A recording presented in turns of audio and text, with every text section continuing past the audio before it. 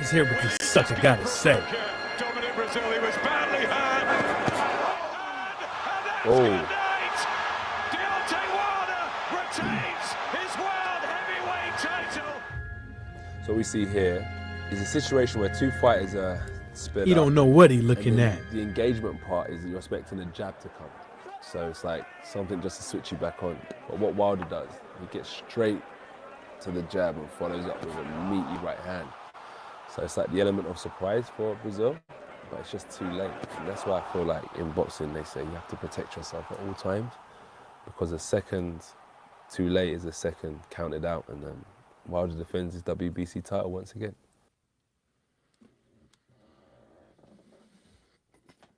See, and that's the reason why. What's the whole point of this guy talking about Deontay Wilder now? You know, now I don't know when the video was taken. I don't know exactly when, but all I got to say, why he controls the narrative in his whole interview. He controls what questions is asked and how the questions are answered. He controls on what gets played later and what not gets played later. But this guy is still talking about Deontay Wilder. I don't even know why. I thought you wasn't gonna talk about him. Why you? I thought the whole thing was that y'all don't want to sit up over here and you know, and raise Wilder's profile off the backs of whatever you got to say about Wilder. Like, let's see. Well, we got some people. The Wonderful Life of Bob J. Oh, you want to get? You want to get on? You can get on for a second, man. Just keep it cool. What else we got here? Tommy Tipper, what's going on, man? I just don't understand why this guy sitting up over here talking about Deontay Wilder. I don't care if it's I don't care. You gonna make the fight? What you gonna do? Are you just gonna sit up around over here and worried about what Deontay Wilder is doing? You need to be worried about what you doing. Now I know you. Then he gonna come over here and talk about something. If I had X amount of fights, I would have been knocking out Dominic Brazil like that too. And wrong. You ain't got the power, Sway. You ain't got the power, Sway. You ain't got it. Yeah, you can use your phone. He ain't got the power to be going around here knocking people out like that. He gotta throw a couple punches and bunches. Hell, you couldn't even get the Pillsbury Doughboy out there. Even though I love Andrew Ruiz to death, but he fucked up. So I gotta keep it funky, keep it real with that one, keep it a buck, whatever kind of terminology you want to use. But he couldn't even get him out of there. A guy you could have like easily pounced on. Oh, but you was too worried about getting hit, getting caught. Okay, yeah, moving forward. Everybody's talking about Deontay Wilder. You got Dillian White talking about Deontay Wilder. You got all these so-called boxing experts and shit like that talking about Deontay Wilder. You got past and present foes talking about Deontay Wilder. Dillian White, I was on the internet earlier and I was listening to a couple of cats. Yeah, oh yeah, he expecting that. No, anything less will be uncivilized. Anything less than that, Tommy Temper, anything less than that is uncivilized, man. He know what the deal is. He know now and well this guy is figuring in his head that he has a better chance of beating Deontay Wilder than he does beating Tyson Fury. That's what's going through his head. Hold on, let me see what this brother got to say. What's up, man? Hey, what's going on, bro? Oh, not much. What you out there doing? You out there trucking? Oh man, I'm just heading home now, bro. Just got off work. Oh, I can dig it, man. What you got to say about your what's been going on Sky Sports, Twitter War, and all that Twitter world and all that stuff when it comes to Deontay Wilder? What I'm talking about, I'll say this. This been the situation since 2015. Wilder just didn't have as many fans in America as he has now, but he's always had fans in the UK. What's going on now is Wilder's popularity has overgrown AJ's, like maybe even, I mean, by a real fan. Like I've done You're breaking up, homie. this AJ Google trend value than Wilder, but I think a lot of that stuff is going because people are making a lot of he has a lot of endorsements rather, and for me, I feel like the Ether song is the definition of AJ and Wilder's. I mean, AJ and Wilder's situation. You got Nas, who's Wilder, and he comes in the song. He says, "Motherfucker, you've been on my dick." And then when you watch the Ollie Harrison fight, you see AJ how he's been on his dick. You know, homo. So I feel like with that being said, man, what he's bringing to the table as far as just attention. I mean, it's not rivaled by AJ anymore. AJ is doing talk shows about Wilder, and that lets you know what's going on. Most definitely. Yeah, the Ether song that applies. That's been applying to a lot of folks this year, but most definitely Anthony Joshua in that aspect. You know what I'm saying? I just feel the dude just needs to put up or shut up. That's all he got to do, and that's something that he could have been did. And that the Google Trend stuff, it doesn't necessarily. That's what these idiots don't understand. They're so busy worried about this stuff that's going on social media and stuff like that, because it's a tool to reach further fans, but it doesn't necessarily mean that you're going to get people in tune to watching your fights. Exactly. And these guys, I'm pretty sure they understanding that now. You know what I'm saying? But it just sucks that there is a war when it comes to certain people on social media.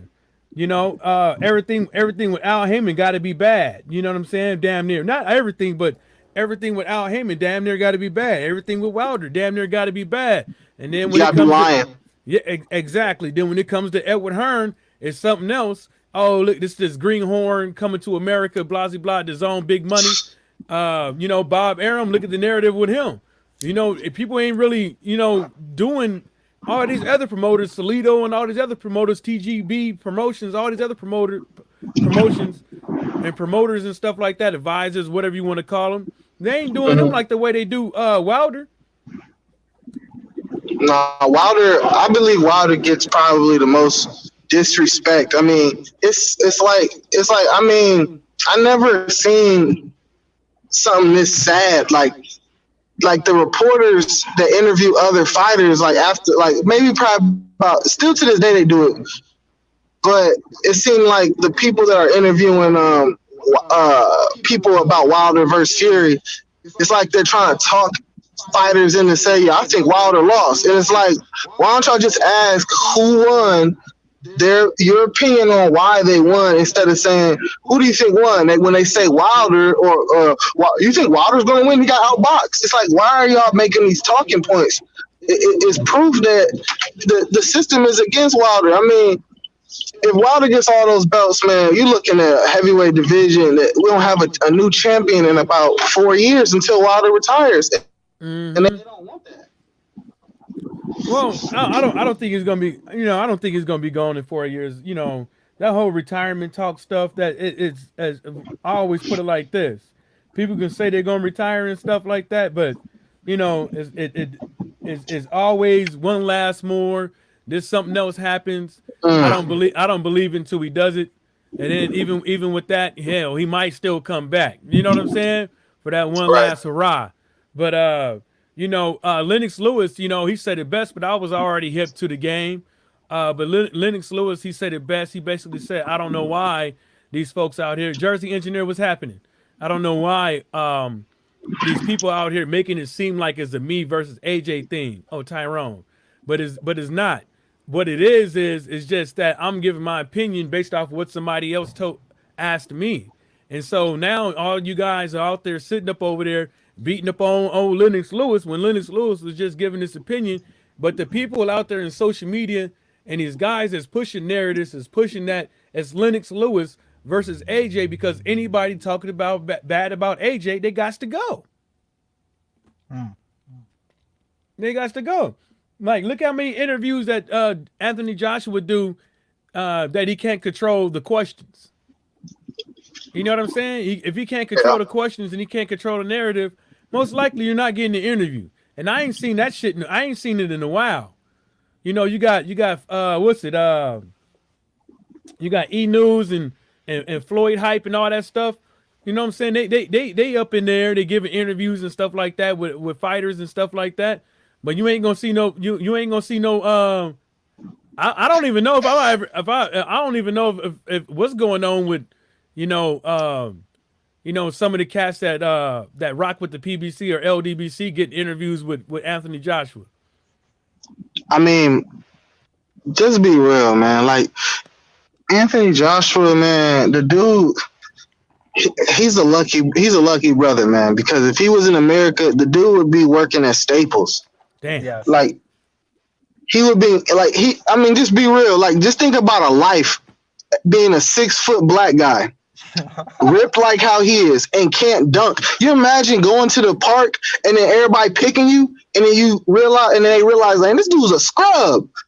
You're not Charles Barkley. You're just a wannabe who looks like, you know what I'm saying? Like that's how they doing them. So I feel like, man, everything that he got, it's in good time. He'll be appreciating it. Hey, but y'all what go I'll ahead and say cook real this is, quick. man, oh, my bad, baby. Y'all go ahead and cook real quick. Let me get these ribs off the grill. Okay, yeah. I feel like what's going on now with AJ fans, they starting to realize what's going on. They starting to realize, man, this dude Deontay Wilder literally has an off switch, and AJ ain't got a chin. I watched the video. I don't know about Tyrone. I don't know if you seen that video, but it's actually like a Nigerian witch doctor that came out with a prophecy and told Anthony Joshua, please don't fight a man with the name starting with D. Who else has a name starting with D? We all know he ain't fighting Daniel Du Bois. Like, I need to see the link to that video. You ain't see it? No, I didn't see it.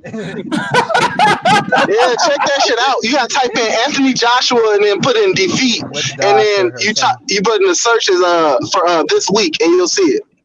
Okay. What Anthony Joshua? Defeat. Defeat. Like just type in defeat, like defeat, and then type in on the filter, put in this week. Change it to this week. Okay, yeah, I got you. They praying for him not to fight Wilder. Prophecy 2020. Yeah, he said, that's the one, 2020. Yes, that's it. That's it. God. Yeah, I'm back. Yeah, I'm gonna check this video out, bro. Oh shit. What Yeah, video? check that out, bro. Because like I don't know if y'all ever been to West Africa or anything like that, but like in West Africa, they got like they channel is like some of they local channels is like the PBS station, and they just play these spiritual prophets over and over and over again for like 10 hours. That came out December 1st, and somebody decided to upload it.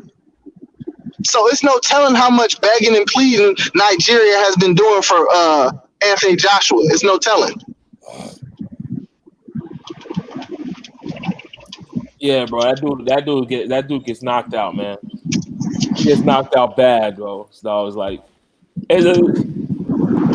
but this shit been going on for years, though, bro. This shit been going on for years as far as these people don't want to see this man fight him. Because even when that situation happened with the $50 million, like, you had a lot of UK fans at the time saying shit like, oh, don't give up your A side. Don't go to America. Like, they telling Anthony Joshua this stuff, man.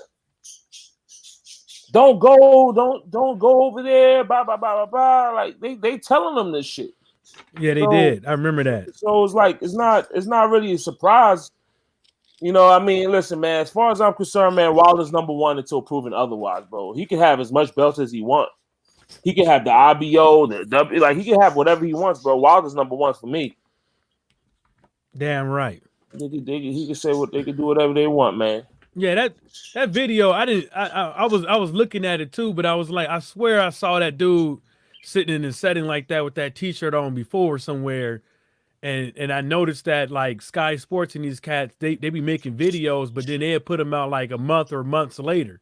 You know what I'm saying? Because what happens is it's just like if you ever go to Vlad TV, the reason why he don't, the reason why he don't show like the whole video at once, because he knows now well that he can't find enough content to put videos out like that.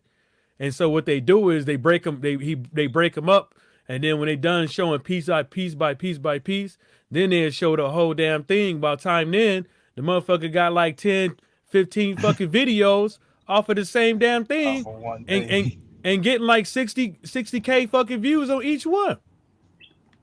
Yeah, Mike, I saw that. They do. What does he do now? Part 1, part 2, part 3, part 4, part 5. Then he What y'all talking about? re-uploads the whole thing as a full video. So you Yeah, got it's a 6 smart different move. videos for the whole thing. Yeah, What it's y'all smart. talking about? I was just talking about how Sky do they be. I was talking about. I was using it as an analogy. I like his content, Vlad TV, but I've been noticing that it's the same thing that all these other cats been doing. They've been breaking up their stuff and then spitting it out when they want to, when they feel like it. That they and then at the end of the day, they got like part 1, part 2, part 3, Oh like yeah. Tyrone's was saying, and it's like you can't even keep up when was it like with Sky Sports, you can't keep up when the interview was done. Because sometimes them things is like 3 months ago, 2 months ago, a month ago. Wow. Yeah. Yeah, I forgot I was going to say, because them ribs starting to smell up this goddamn house. What, they burning or what? Nah, they smell good. I'm fucking with you. Oh man. Burnt ribs once. That was $20 down the drain. I'm good. I ain't burning no more ribs. Yeah, man. Yeah. But I thought I would just come on for a quick hot second, man, but we could chop it up. No, I just think it's just disgusting. It's like every single time somebody see that Deontay Wilder is winning ground, or some other fighter is winning ground in the heavyweight division, or all of a sudden they just want to start coming out with other narratives. Okay, it's fine and dandy to say that that you feel that Anthony Joshua could beat Deontay Wilder, but to come up over here and talk about how you gonna knock somebody out, you know what I'm saying? Oh yeah. Anthony Not- Joshua, man, he's a goofball, dog. That nigga's a straight goofball, dude. Like if you really believe that, bro, you would have took the offer of $50 million. You know, because like see, the thing about it is, people always talking about, oh, Wilder turned down the 120, but there was no negotiation between Wilder and Anthony Joshua at that time. There was no negotiation. There was just a straight up deal. For them to so it's a totally different situation. There was an offer, like it's not like Eddie Hearn and Matchroom sent an offer to Deontay Wilder for that $100 or $120 million. Offer was not. They did not send an offer. The Zone sent Deontay Wilder an offer so Wilder can come to the Zone. It was supposed to be a deal for the Zone. Hold on, I'll be right back. Yeah. On mute. But then these motherfuckers come out here talking about, oh, you turned down the deal. You turned dude, they ain't send these people no deal, bro. Yeah, Eddie Matchroom and Eddie Hearn did not send no deal. That was the Zone shit. But Wilder and his team sent Anthony Joshua a bitch ass a deal. And he said nope. I mean, if you really believe, my thing is, I don't I don't mind trash talkers in the sport, but back it up. Show me, dude. I don't want to just hear talk. I'll even give a credit if he talked, but then competed against the best, competed against the guy that you're talking to. Don't say you're gonna knock this person out. You're gonna do this to this person, that person, but then you ain't trying to. But then but then like there's no efforts for a fight to be made. Yeah, you know what I'm saying. That's my issue. That's my issue with Jarrell Miller. That's why I could never get ride with him, because it's like you do too much talking, my friend. Oh, I'm the best heavyweight in the world. I'm gonna knock this person out. I'm gonna knock this person out. But then you fighting vagabonds and scrubs. You know what I'm saying? Okay, cool. You can knock this person out. You one of the best heavy. Okay, cool, no problem. Show us, bro. Show us. You know? Oh, you talking all this shit about Deontay Wilder, but you're not putting yourself in no position to fight this man. Like none. But then you want to come out here talking about you the best? Nah, homie. It don't work that way, man. But that's the thing though, is like nobody. Hey, homie, I'm not trying to get all in your business, but put your camera on, turn your camera off so we can't see your whole family and stuff like that. I don't want nobody pulling up their pictures and stuff like that and posting them on the internet. My bad, Mike. How I do that? Can Look, you make some popcorn? It has a video. Has a video button on there. Don't leave the stream, but it has a thing for your yeah. There you go. There you go. Yeah, you go. Yeah. look. Yeah, I want nobody all up in your business. You know, Yeah, I see some stuff I want to steal in there. I'm joking with you. Yeah, Yeah. man. Some of these dudes that are in there might have a foot fetish. You know what I'm saying? Facts, He bro. showed it. He got them toes showing. Yeah, dog. But to just to go on what you brothers are saying, you got a lot of people in the world, man, and I can say this, man. I hate the term because I'm not gonna say it, but it's just it's a small number of real dudes. It don't matter what color you are. Say it. Say what you want to say, bro. It's a small number of real niggas because listen to me. Oh man. yeah. You can say that all day, fam. nigga.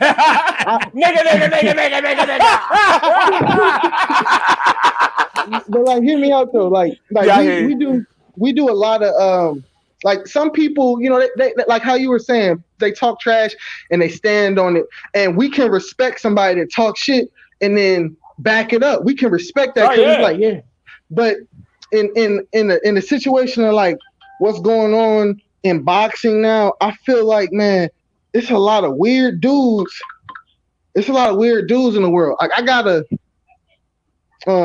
like, I mean, like just with my job in general, I'm an Uber driver.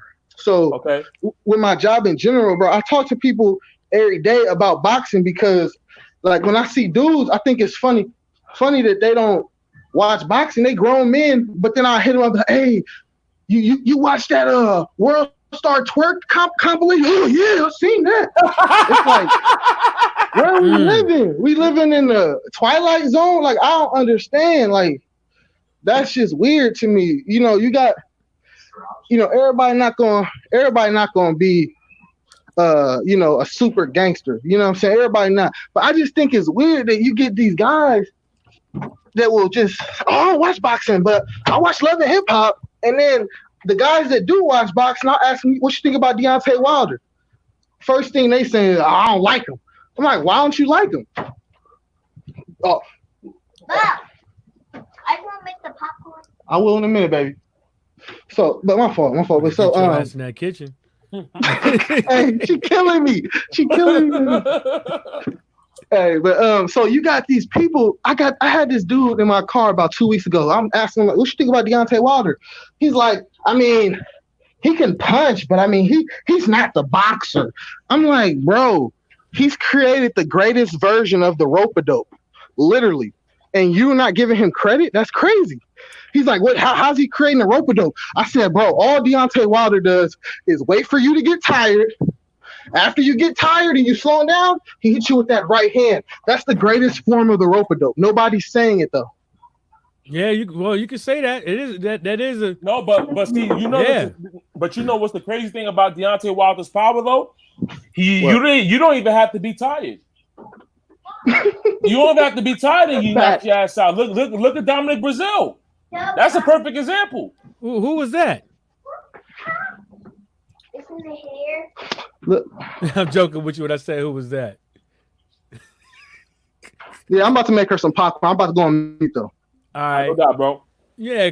I mean, it is what it is, man. It's like, you know, well, it ain't what it is. It's real. It's real. To me, I find it real pathetic that people can sit up over here and not give this man his credit and stuff like that. Whether or not you think he can't box or whatever the case may be, but hey, you know, you don't have that many knockouts. You don't have that many wins with no L's, not knowing how to box. You know what I'm saying? And I was watching this interview on Vlad. I'm gonna go back to what I saw on there when he had that interview with Michael J. White, when Michael J. White was talking about Kimbo Slice, and he gave, he was talking about Kimbo Slice. He was like, yeah, you know, I talked to Kimbo and stuff like that, and I wanted to teach him. Like I wanted to train him, like, because, you know, he had the heart, he had the build, he had everything, and I thought that he could. I wanted him to win. Like, I really wanted him to go up in there and demolish people. That's what Michael J. White said. But he said there was things that he was missing that, you know, you can't get just by, you know, being a street fighter. Like, this is stuff that you learn from thousands of repetitions and stuff like that. And he was basically giving an analogy of how he was showing them how he punches and how he was throwing his punch, and Kimbo Slice couldn't see the punch. And then Kimbo Slice was like, "How the hell you throwing that? Because I can't see it." And he trying to show him, is like, he basically had to show him. And I don't think a lot of people don't understand is if Deontay Wilder was so, even while him being when he was choreographed against Tyson Fury still could not exploit it like he wanted to. It's like when you watch a fighter throwing a choreographed punch and you see the choreographed punch and the other fighter don't see it, and then eventually he catches on, and then later on rounds go by and he finally catches on that this guy's throwing the choreographed punch and knocks him out. If Deontay Wilder was such a bad of a boxer, how come nobody ain't knocked him out? How come nobody ever whooped him? How come nobody ever outboxed him for 12 rounds? Bro, people are funny style dogs, because like that who's that I was talking Bob J. Yeah, man, he said some real shit, bro, because it's like, you know, you got people out here that say things like, "Oh man, you know, like this guy's boring, you know, he don't knock people out. He's boring. He like, man, that was a big flack on Mayweather. Oh, he's boring. He just outboxes people, you know, he doesn't come to fight." And then you have a Deontay Wilder who fucking knocks everybody out. Oh man, he can't box. So that's why, like, for me, bro, I always say some things like, man, listen, man, as far as Deontay Wilder's concerned, he just need to continue doing what he's doing, bro. Because you're not gonna make everybody happy, bro. It's just point blank and period. You're not gonna make everybody happy. I like how in the UFC don't nobody care about how many rounds you was winning. They just be like, nah, that motherfucker was knocked out. Yeah. They're like, no fans, nobody is caring about it. Nobody got a care in the world. Only thing they care about is, yeah, that motherfucker was winning. He had him hurt. And then like Chuck Congo, like that one time he was getting beat up and he came back to knock old boy out. Nobody's saying shit. Yeah. You know, nobody goes around to about, oh, he can't do this, he can't wrestle, he can't do that, blah blah blah, whoop whoop whoop. In the UFC, if he can't wrestle, then take him to the ground and, you know, choke him out, submit him. If it's that damn easy, it ain't. It's easy for me to sit back, and say, yeah, I wish Deontay Wilder could do this more. Yeah, I wish he wouldn't do this, and I wish he was this weight, and I wish he was that weight, and all that stuff. But it ain't easy. It flat out ain't easy. When them brothers get in the ring, you know, Anthony Joshua could talk about how he gonna knock out Deontay Wilder and all this stuff, how he gonna pounce on him. You know, Dillian White could talk about how he gonna run up on Deontay Wilder and maul him and whenever he see him. But it's just talk. But guess what? It ain't as easy as that. No, sir. If it was easy like that, you would have been done it. If it was easy like that, you would have been made the fight. Talk about if I was You know what Deontay I'm Wilder saying? and I had X amount of fights, I'd be knocking out people too. You ain't got the power. You couldn't knock out Marius Wack, son. Wilder knocked out everybody until fight number 32. My bad. Anthony Joshua said that. Anthony Joshua would be like, I knock him out. You can't knock out this dude. What you couldn't knock out that guy. You got to to calm. You didn't knock him out. You got the ref stopped the fight, and the ref could have just let the fight go on. He wasn't hurt. Right. You know what I'm saying? It's like you ain't got the power to knock nobody out with one punch. Well, you do, but I'm pretty sure you do. You know, because you a heavyweight fighter, but you ain't exhibiting it. I mean, I have some other things I wanted to say too. I mean, I fuck with you hard body and shit. I feel like Wilder isn't the hardest puncher of all time, but I feel like he has the most balls. I feel like the commitment he puts in his punch is never seen. I feel like guys could punch that hard, but they're too scared to get countered.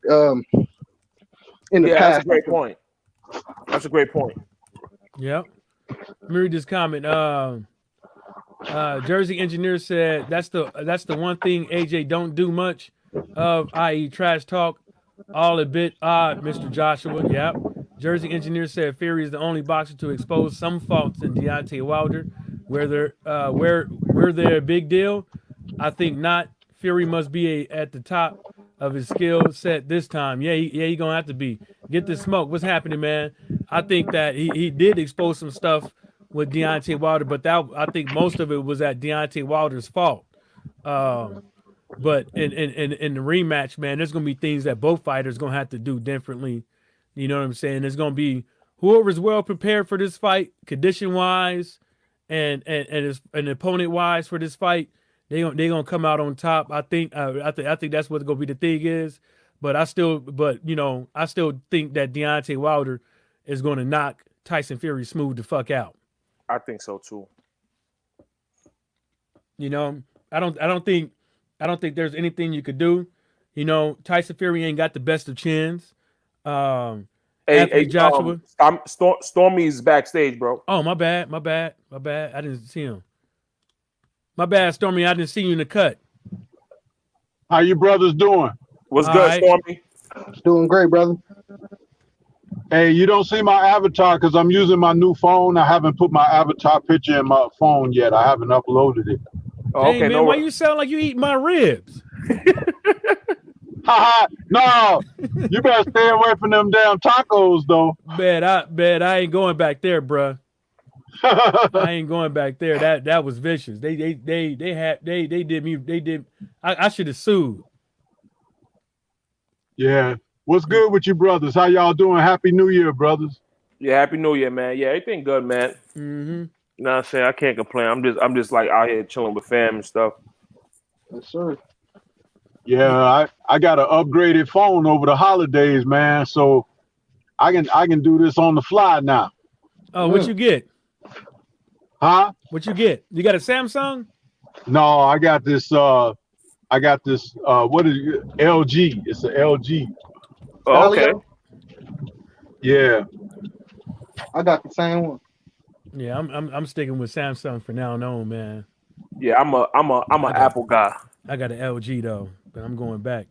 Now my work phone is an iPhone, man. Man, them iPhones be fucking me up when I'm going back and forth from a Droid to iPhone. Man, I be forgetting how to do shit. Oh, my bad. I be like, where the back button at? I think the thing I like about iPhone, because like it's like especially like because like I'm a Mac guy, so like I'm an Apple guy, so I have Apple.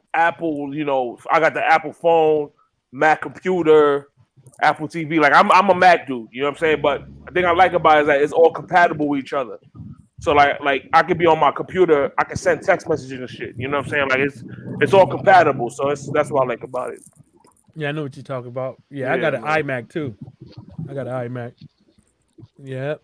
What we got here? Jersey Engineer said, not my opinion. I think Fury later rounds. You already know this, Michael. Yeah, I mean, I don't see him And then I question the conditioning. Well, I don't question it, but I'm kind of weary on the conditioning of both fighters because with Deontay Wilder, he just got out of a fight, literally, really, to tell you the truth. And it jump back in, go back into camp. Then you got the New Year's, Christmas and stuff like that. And then Deontay Wilder end up getting the flu or whatever again. But I'm pretty sure his ass is in the gym with the flu. I'm pretty sure his ass ain't staying at home, cooped up, eating chicken noodles. Damn, I'm about to say chicken nigga soup, chicken noodle soup. So with Tyson Fury, he going around here doing all these interviews and stuff like that. And his last performance didn't look like he was in the best of shape. And I don't want to hear it was because of the cut. I'm talking about his breathing. I'm talking about his breathing and stuff like that. It wasn't the same. You know what I'm saying? He looked in worse shape against Otto Wallins than he did against Tom Schwartz, right? Yep. But I think the best thing that's in Deontay Wilder's favor, and Curtis mentioned this, and I thought it was such a great point. Well, because for one, I like Deontay Wilder. For me, he comes across as a consummate professional. He like you look at his history. He's somebody that doesn't. He always looks fight ready. Even when he's in the off season, he looks fight ready. So he's the last person I would worry about as far as conditioning goes. But as far as the fight, man, I feel Wilder is going in there with a good amount of momentum. You know what I'm saying? He's going in, and I remember Curtis mentioned this, and it's such a great point. Like Deontay Wilder just feels like he's on top of the world. He just feels like nobody can fuck with him. And confidence, as we all know as men, that shit goes a long way. You know what I'm saying? So yeah, Tyson Fury's in trouble. He ended the year with a scintillating knockout. You know what I mean? Beautiful knockout. And also too, and now that I think about it, and maybe I could be wrong, but maybe he wasn't as, because now one thing I will say about Wilder against Ortiz, aggressive. He wasn't throwing a lot of punches. Maybe it had to do with he really didn't want to put himself through a lot of, like, he didn't want to put himself, like, as far as punishment wise, he didn't want to punish himself as much during the fight. Maybe he purposely fought that way. He just like, man, let me just set this guy up, get this one punch, get him out of here without like, doing too much damage to myself. You know what I mean? Because I got a fight on February. You know what I mean? Maybe that's something that he thought about. I mean, most definitely. He couldn't afford to get cut. I'm sorry, Brooklyn. I think you're really overthinking that, bro. Yeah. And I don't mean that negatively. I'll explain my point. He was the fight against Ortiz too. Deontay was boxing tactically. Remember, going into the fight, it was, especially coming down to the last weeks leading up to the fight, it was always being talked about how great a shape Ortiz was for this rematch and how he was like, he was really cut. He's changed his body up. You could tell he's serious about Wilder, this, that, and the other. Okay? So, but Ortiz was still an older guy than Wilder, right? So, yeah, the tactic and strategy was to box him early and allow him to make the mistakes that he would make, because it's just, it's a given that as a southpaw, he is available for the right hand at any given time. So the tactic that Wilder did was he used the left hand a great deal more than he did in the first fight. But he also allowed Ortiz to burn up some of that energy and stamina because he was supposed to be in all this great shape, right? Yeah. But understand that all it takes is one shot from Deontay. Yeah. But the shot that Deontay wanted to hit him with, and this played just like the Foreman-Mora fight. He wanted to hit him with something that he knew if I nail him good, he ain't getting up. And that's exactly what happened. George Foreman said the same thing going into the fight with Moorer, that these guys run from me, they run from me. And Michael Moore took it to heart. So he stood there and fought George. So what George was doing was getting him used to a certain amount of power and everything.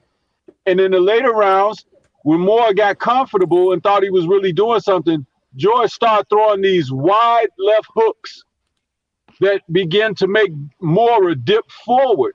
Instead of slipping and rolling under, he would dip forward.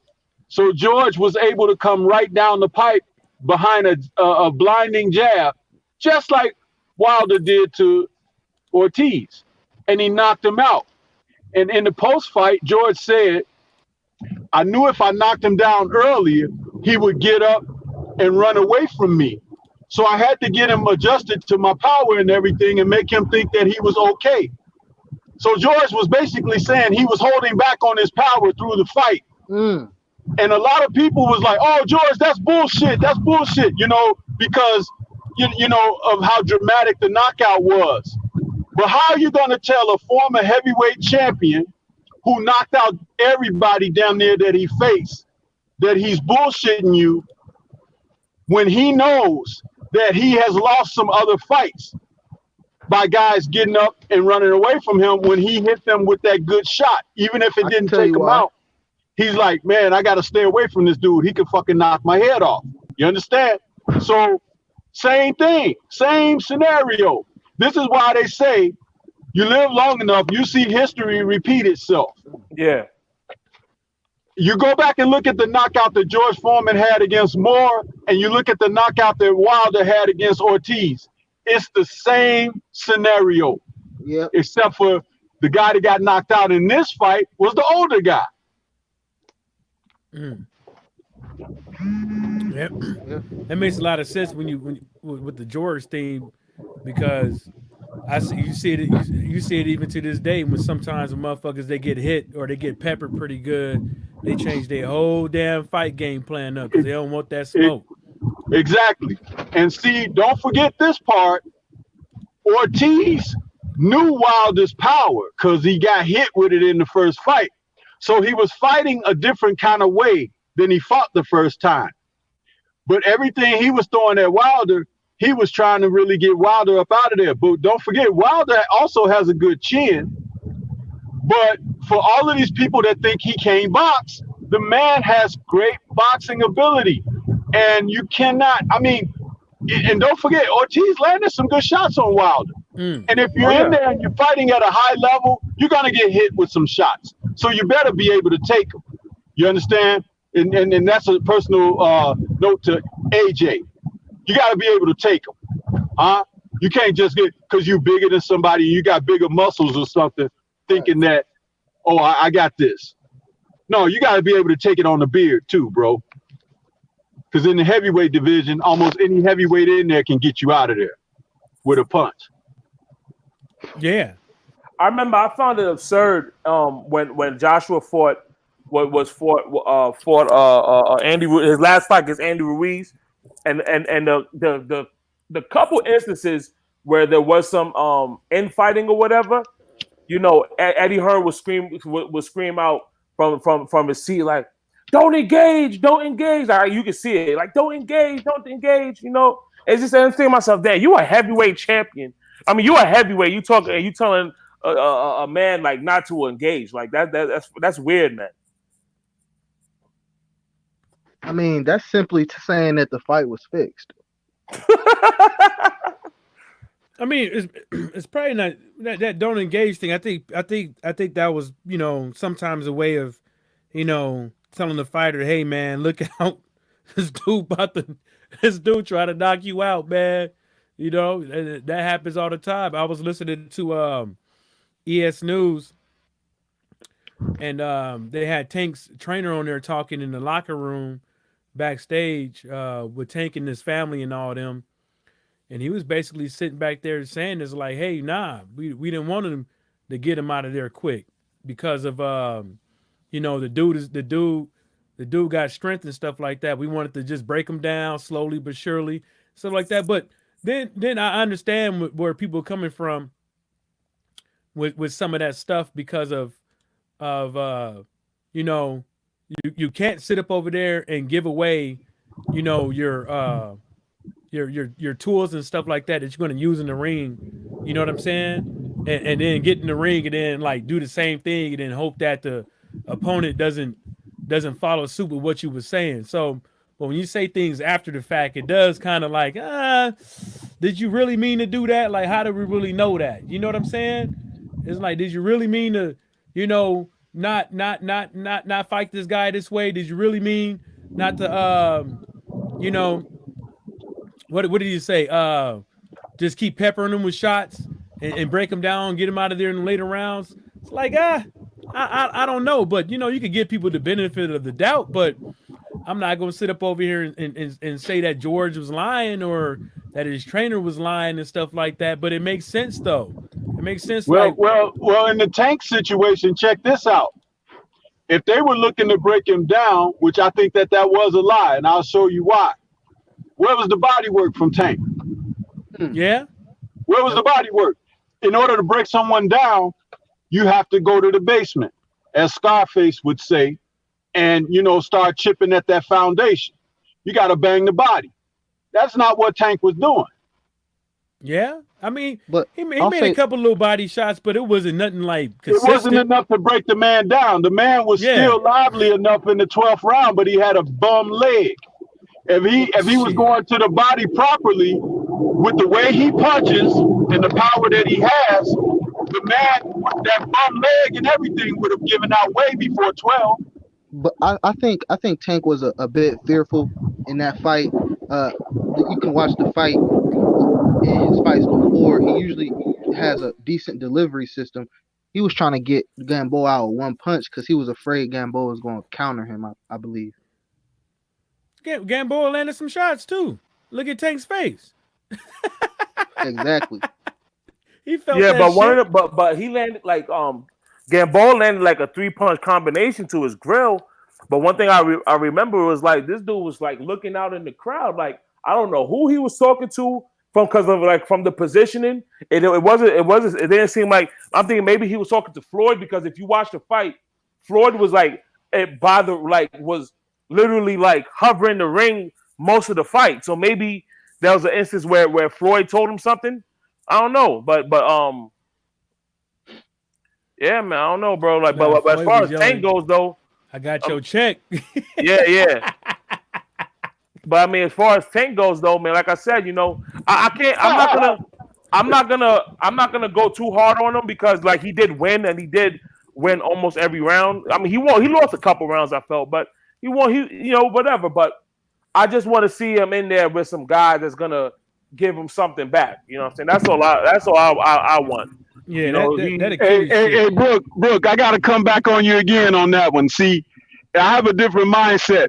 When you guys say stuff like, well, I'm not going to be too hard on him. Dude, you're giving a guy a fucking out, man. Because he underperformed. He could perform better than he did. He is a better talent. And you cannot fucking give these guys an out. Okay? This is why the quality of the sport is in the garbage. Because they rely upon that. We are living in a society currently where everybody thinks they can just get fucking by. Ooh. Whatever happened to a quality and a standard bearing where somebody had to fucking roll their sleeves up and go to work in order to get that damn check? Huh? You got too many people waiting on the mailman to drop something in the mailbox. Man. Huh?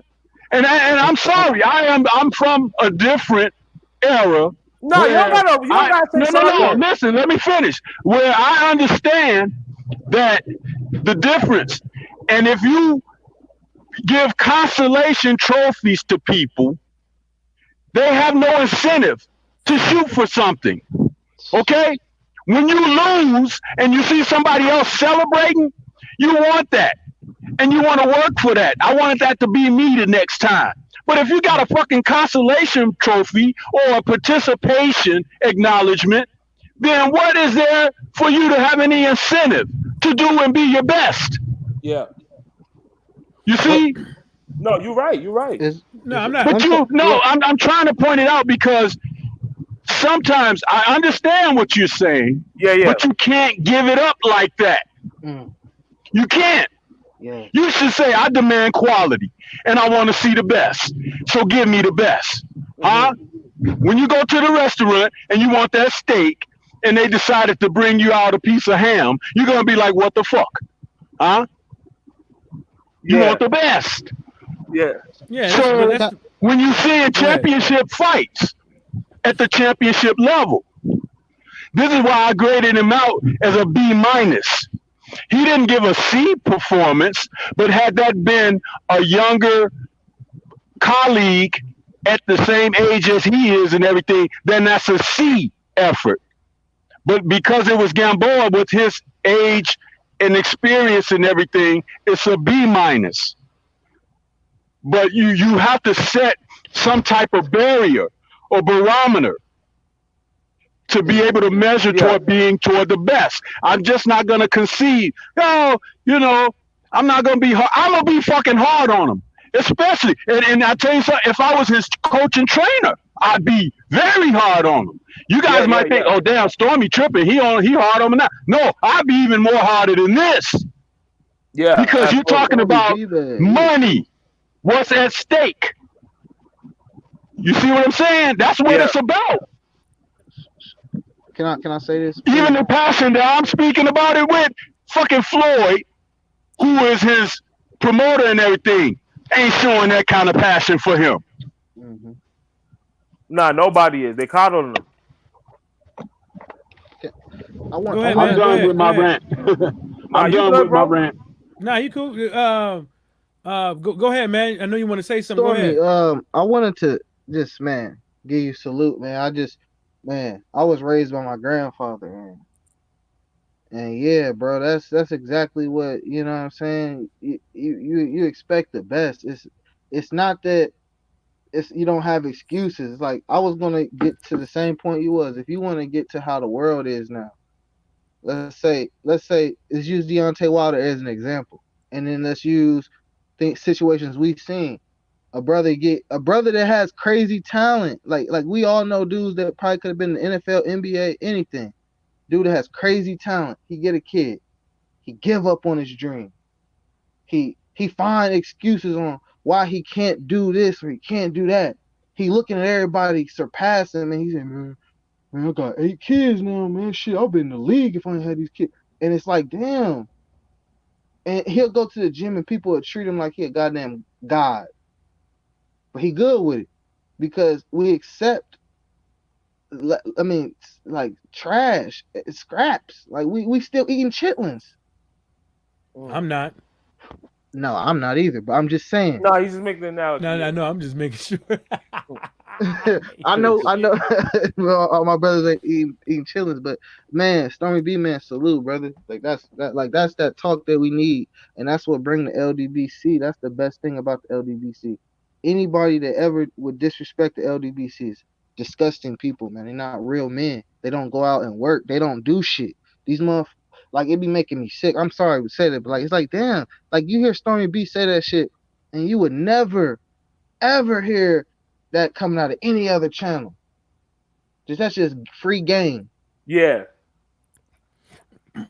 Well, but that's the reason why I said in the last stream that we had, man, is like, well, to add on that and then this, I'm already expecting what was going to come from this dude, and I'm already expecting what's going to come from him next, and so that's the reason why I said this next fight, man. If it ain't, if he ain't fighting the people he's supposed to be fighting, man, I'm gonna have a whole nother tune for this dude. Yeah, bro. You know what I'm saying? Because we always sit up over here and we talk about us as fans not getting the fights that we deserve and stuff like that, and people out there is using us as assets and instead of doing what they're supposed to be doing and expecting fans to show up.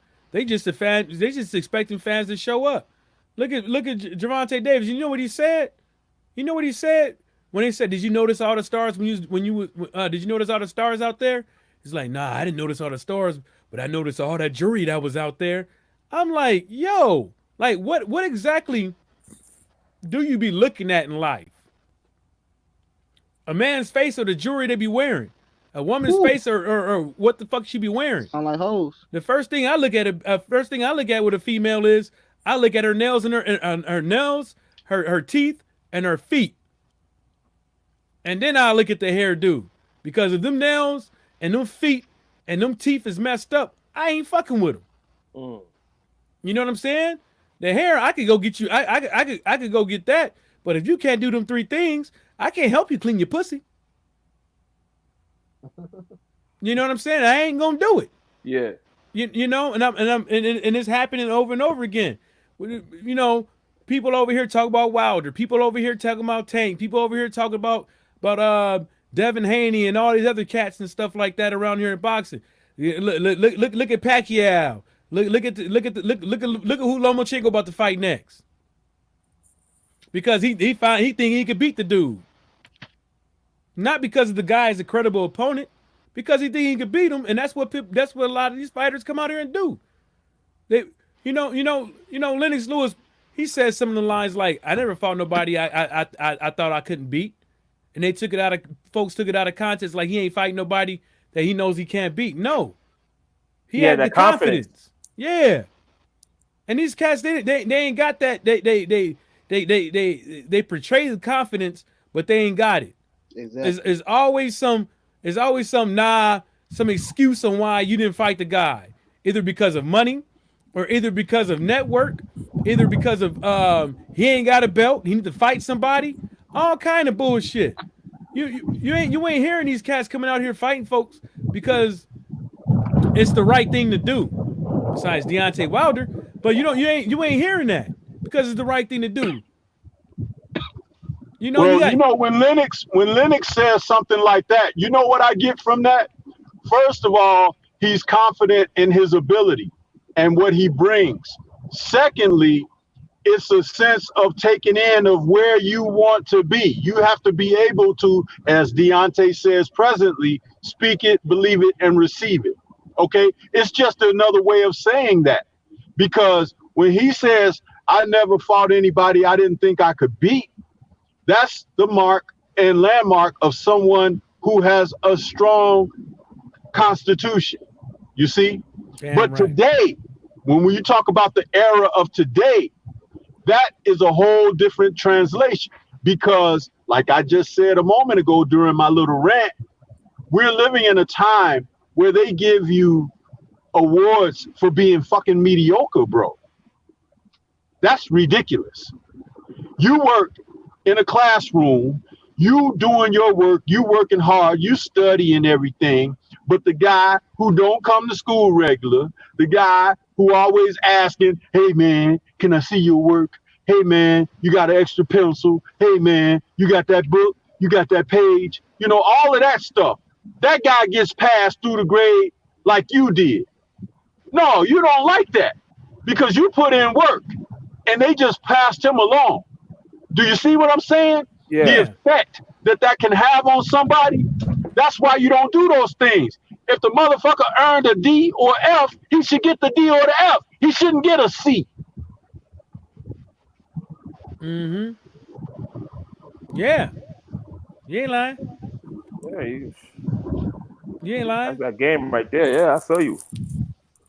Well, I mean, but that happened, man, before, like a little while when I was growing up, man. That's what you saw, you know. And one thing I always asked myself when I was, in elementary school, why the fuck is there a third place?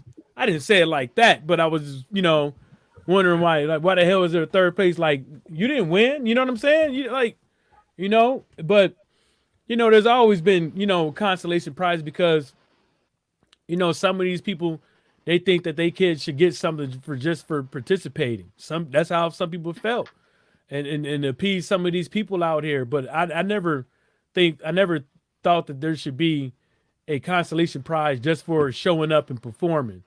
I think by doing so, you open up the doors for a lot of things that has nothing to do with the ranking system. It has to do more with making sure that people are out here paying, their money for these what do you call this shit? Sanctioning fees and shit like that.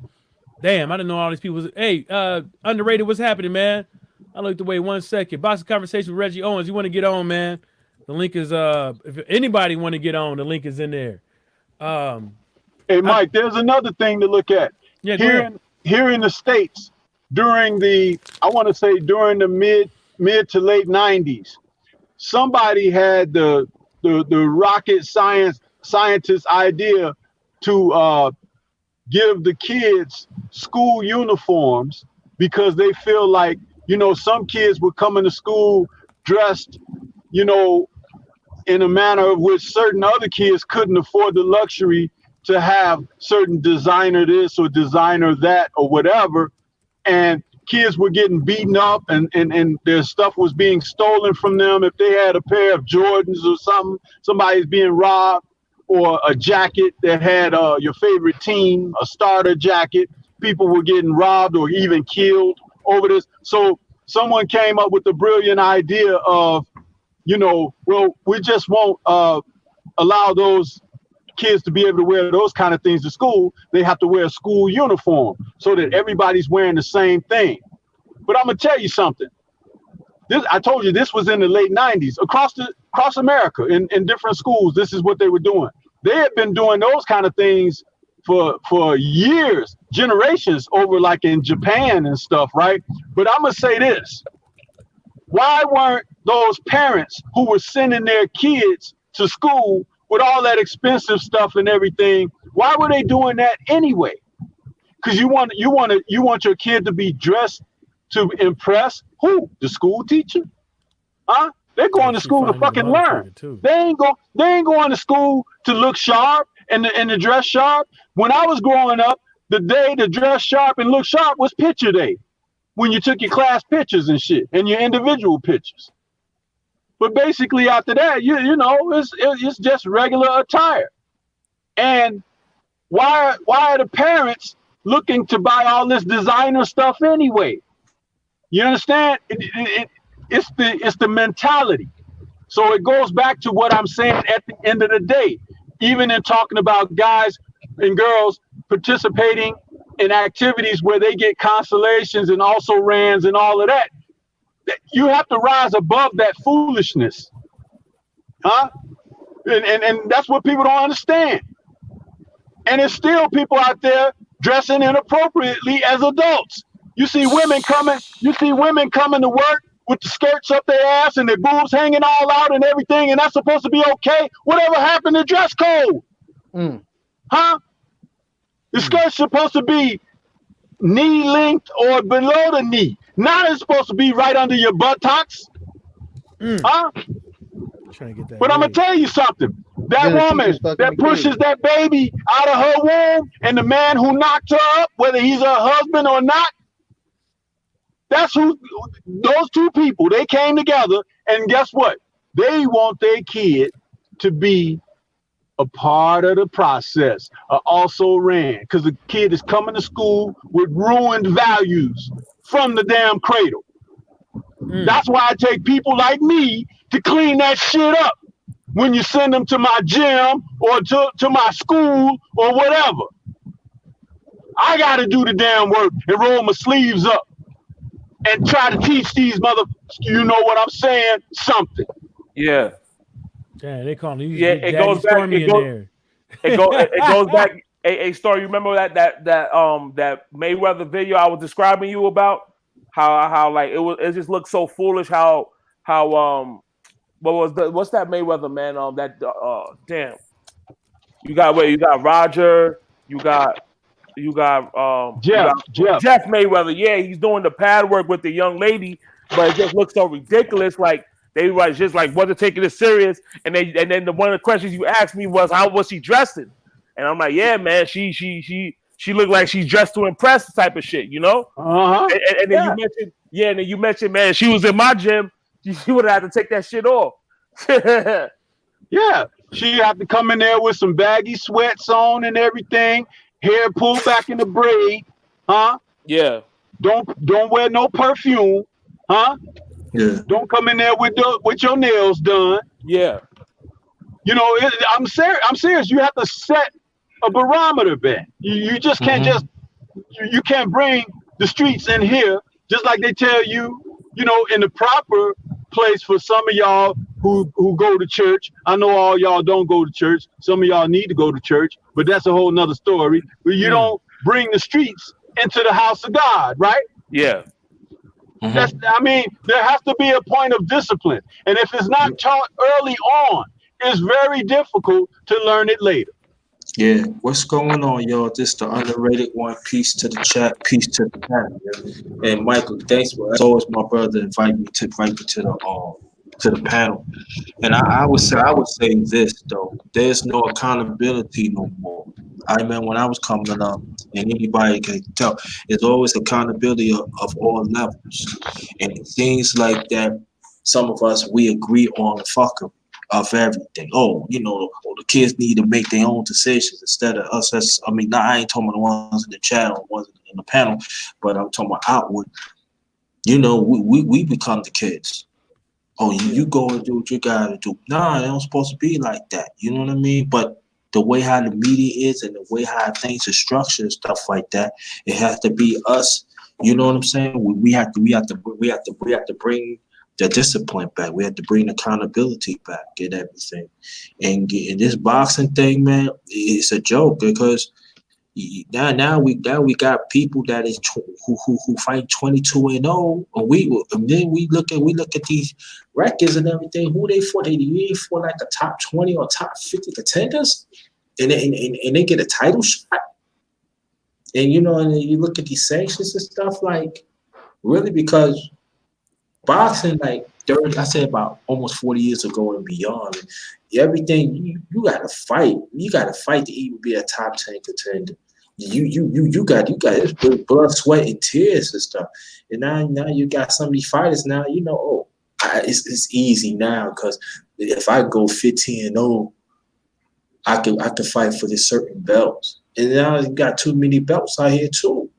Yeah, oh yeah. You know, there's too many belts out here, and you know when you get too many belts, so we got too many champions. Even like there's some champions that Michael you was mentioning.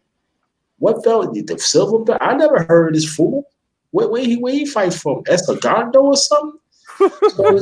Word. I don't know these people. We fighting Hell's War or something. I don't know these people. But it goes to show, man, there's no accountability. Weaker sanctions. That's why I appreciate the brothers and the sisters of the LDBC, man. We the ones have to be. We the ones have to be the leaders, man. We the ones had to set. We the one have to set the table because sad thing about it, this boxing media is weak, man. Everybody. They weak. They weak, man. They know who's the real champions. They know the real fighters, man. And then we got to keep on hopping on this. There are still racial overtones that's really happening. You know what I mean? And they need to get called out. But it's got to be more than us as LDBC call them out. But the way I look at it like this, and if it has to be us, and we have to be the standard, so be it. You know what I mean? So. No, you good, man. That's some good shit, man. Because I was talking about this, and I said this in the other stream, man. Like, because we were talking about Terrence Crawford, and we like, okay, if he doesn't, because at the end of the day, when you are a champion in a particular sanctioning body, you have to fight the guys in the sanctioning body. Mm-hmm. And I'm reading off the names in the WBO. It's just a bunch of guys that like ain't none of us heard of, dog. Yeah, you know what I'm saying? Like there was a dude in one of these sanctioning bodies. His name was Kowitz. This nigga name is Freddie. This nigga Kowitz. No, this nigga name was. I think his name was Freddie Kowitz, and he was ranked like 9th or some shit. 9th. What? Yeah, 9th? Bro. That's what I'm saying. 9th? I don't remember exactly. Hold on. Matter of fact, let me look this shit up right now. Let me go on Fight News right now, bro. I ain't mean to say that the WBO sound like a cable belt, man. It does, yo. A cable belt. That's serious, man. Ain't no merit to that. Nah, man. And the WBO just became like a recognized sanctioning body. When was this? Like around 2007 or something? Oh man, it was 2003. Yeah. Okay. That's still less than 20 years though. But I'm saying that throughout the years of any weight class of the WBO, let's be honest here. We never really heard of a top 10 or not even the top 20 moving up to fight for the championship. It's like anybody can get on the line, man. Hey, yo, let's get on this line, man. We get in the WBO. We know we're gonna fight for a championship within 2 or 3 months. Come on, man. Come on, man. I want to bring back your WBA, IBF, WBA, WBC, man. Yo, after that, you get all those belts, man. Yo. Let's go for the unified. That's it. And the WBO, WBU, silver, black, Jinsu. Yeah. What's going on with this? It's man? Like, it's like even with Tank's last fight, and this is one of the issues with Tank goes with it goes about with the accountability because it's like, you know, he gets all this preferential treatment. This is something that I mentioned the other day. It's like now he's a WBA lightweight champion, but I'm like, hold on, isn't Vasyl Lomachenko the WBA lightweight champion? So now essentially these sanctioning bodies, what they're trying to do or what they're attempting to do is they're trying to have two official titles. Basically, it's two official titleists in the WBA now. It's not just one. We already have 4 sanctioning bodies. You can already have as much as 4 titleists in a sanctioning body. But now what the WBA is doing is they want to have 2 official champions in a sanctioning bodies. That don't make no sense. Of course not. So I'm saying that means Lomachenko is 1A and Tank Davis is 1B. Basically. But are they gonna? But the question is, are they gonna fight each other? They should, right? Of course, I would love to see it. Yo, I'm saying like this though. Who wants to be the number 1 WBA? Forget all. So we might as well say IBF and the WBC. So does that mean Lomachenko is the gold title, and Tank Davis is a silver, right? We might as well can say that. Yeah, it's foolishness, bro. A lot of foolishness. So yeah, bro. I'm looking at this dude. I'm looking at the WBO like the rankings for Terrence Crawford. Yeah, this nigga I see this nigga name is Freddie Kowitz. Man, he sounds like a fruity boy, man. Damn. I think he's from the UK. He's a fruity boy. Damn. He's a fruity boy. You're not in the UK. He ain't fruity. Yo, he with age. He's a fruity boy, man. Yo, there's another one. There's another oddball in this. This nigga name is Yucky. Yeah, where he from? Yucky Beppu. Where he from? Where he from? I'm a box wreck him right now. I never heard of this dude. Never seen him fight. Never heard of him. Hold on, let me see. His nigga name is Yucky. Matter of fact, I'm gonna put the dude's name in the chat right now, bro. This nigga name is Yucky, dog. All right. I want to ask the chat, and Michael, if you allow me, please, in the chat and even in the panel. Now, we already know that what Errol Spence is doing right now, right? He's not missing his any fights. You know what I'm saying? But he fighting the IBF. He fighting a tough fight. But we got a fighter named Bud Crawford. I'm not saying he's the great fighter because he is. He should be considered one of the pound for pound. I don't know, but you got the WBO belt. I'm just saying though. You know what I mean? You know, and then you with a promoter that he's racist for over 50 years. That we already know that race as Aaron. He's pushing Fury and the others over Bud. But Bud got the champion though. Then, but see now we he want to mess with Fury, but Fury supposed to be quote unquote the Millennium Champion. But we got Fury. He fight garbage cans. But he's a Millennium Champion. Come on, man. And this is garbage, man. Come on now. He's a Millennium Champion, but he's ducking.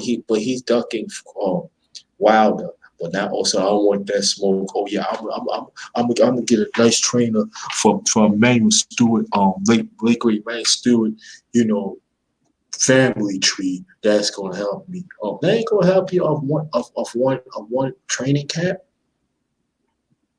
But we supposed to take him seriously. But Fury getting more money of garbage cans. Oh yeah, allegedly, right? Then obviously, none of us are on these guys' pockets, but it's hard for me to believe that this guy got a 5-year, $80 million deal. So, okay, so let's say if you split that, yeah, bro, like, I mean, yeah, I'm not in this fan. Believe me, trust me. I already know, but I'm gonna re-emphasize. Yeah. I'm not in the man's pockets, and I'm not trying to be in the man's pockets. But come on now, we have to say that. Yo, Fury got the better deal than Bud. Well, yeah. I mean, that's yeah. But I think I don't know how much Fury's contract is worth. But one of my I did find Bud's contract. You know what I'm saying? I did find the contract that he signed with Bob Arum the first time. I did find that one, and then then we heard that he had an extension, that he filed an extension with Bob Arum, which we don't know what kind of addendums or amendments or whatever you want to call them that was in the extension. But we do know this. I do know this, that is off of reading that, I can say that it seems like Bob Arum likes to sign stimulations to the contract, like performance based. You see what I'm saying? As far as how many viewers, how many people show up to watch a fight and stuff like that, it's incentive based. So I don't think that.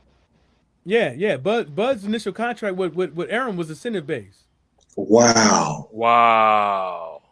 So basically, he ain't getting no guarantee, no guarantees. He ain't getting no guarantee. That means he ain't getting no guarantee, no money from the gate or nothing.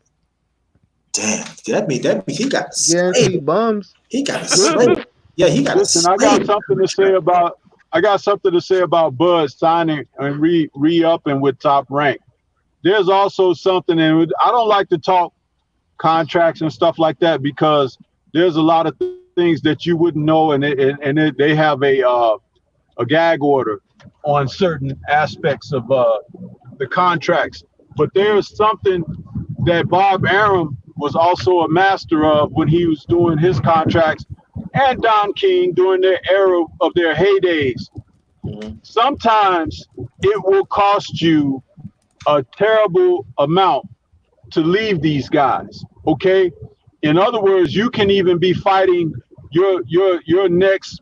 Let's say you left Bob Arum today, January 2nd of 2020, and later in the year you decide you want to resume your career and start fighting. They might have options on you where you still owe them money, okay? And you're basically fighting for the promoter anyway. You understand?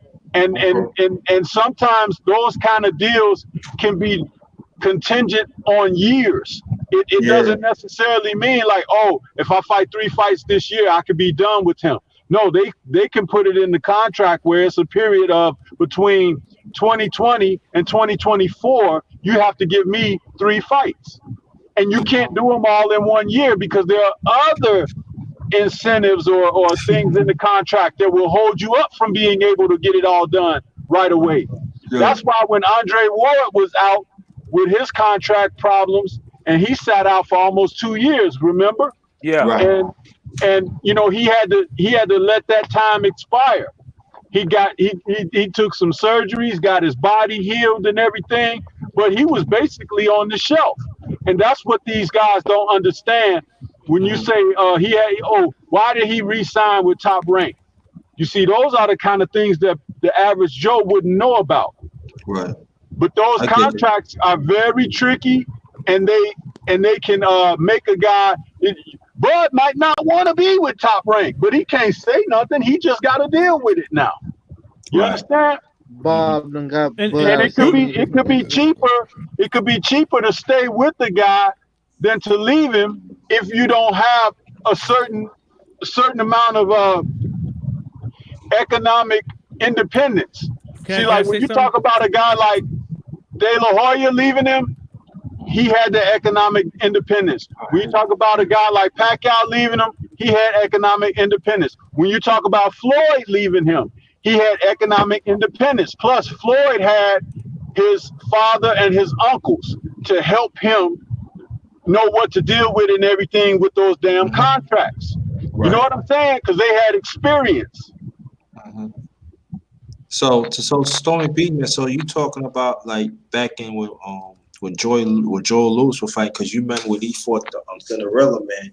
That means like throughout the years when Joel Lewis was fighting, Cinderella man was getting the gate. He was getting like certain percentage. Exactly. Yeah.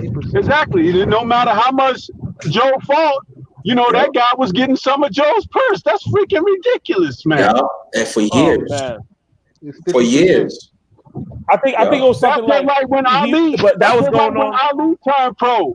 When Ali turned pro, there were like 18 guys who were invested in his career that were getting money off of him. 18 people. Yeah. Can I say this though? So y'all know that Bob gets the first, like from the contract I read, the first one, Bob Arum had the right to first refusal. So if Crawford wanted to go somewhere else, Top Rank was top. He had to hear Top Rank's offer first. And I'm thinking like nobody wanted to necessarily, pay the man. Nobody wanted to pay him. Exactly. Because somebody wanted to pay him, he would have went somewhere else, but nobody was willing to pay him. And I'm pretty sure Bob Arum either probably first of all gave him a guarantee, X amount of money per fight.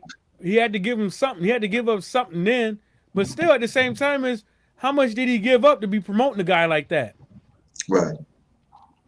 See, I remember matter of fact, it's a channel I'm not gonna name, but he did a live stream and he was reading over some contracts, kind of similar to what you did, Mike. I remember one day you was reading over the situation with Kovalev. I know who you're talking about. Yeah, and this individual he did whip it out.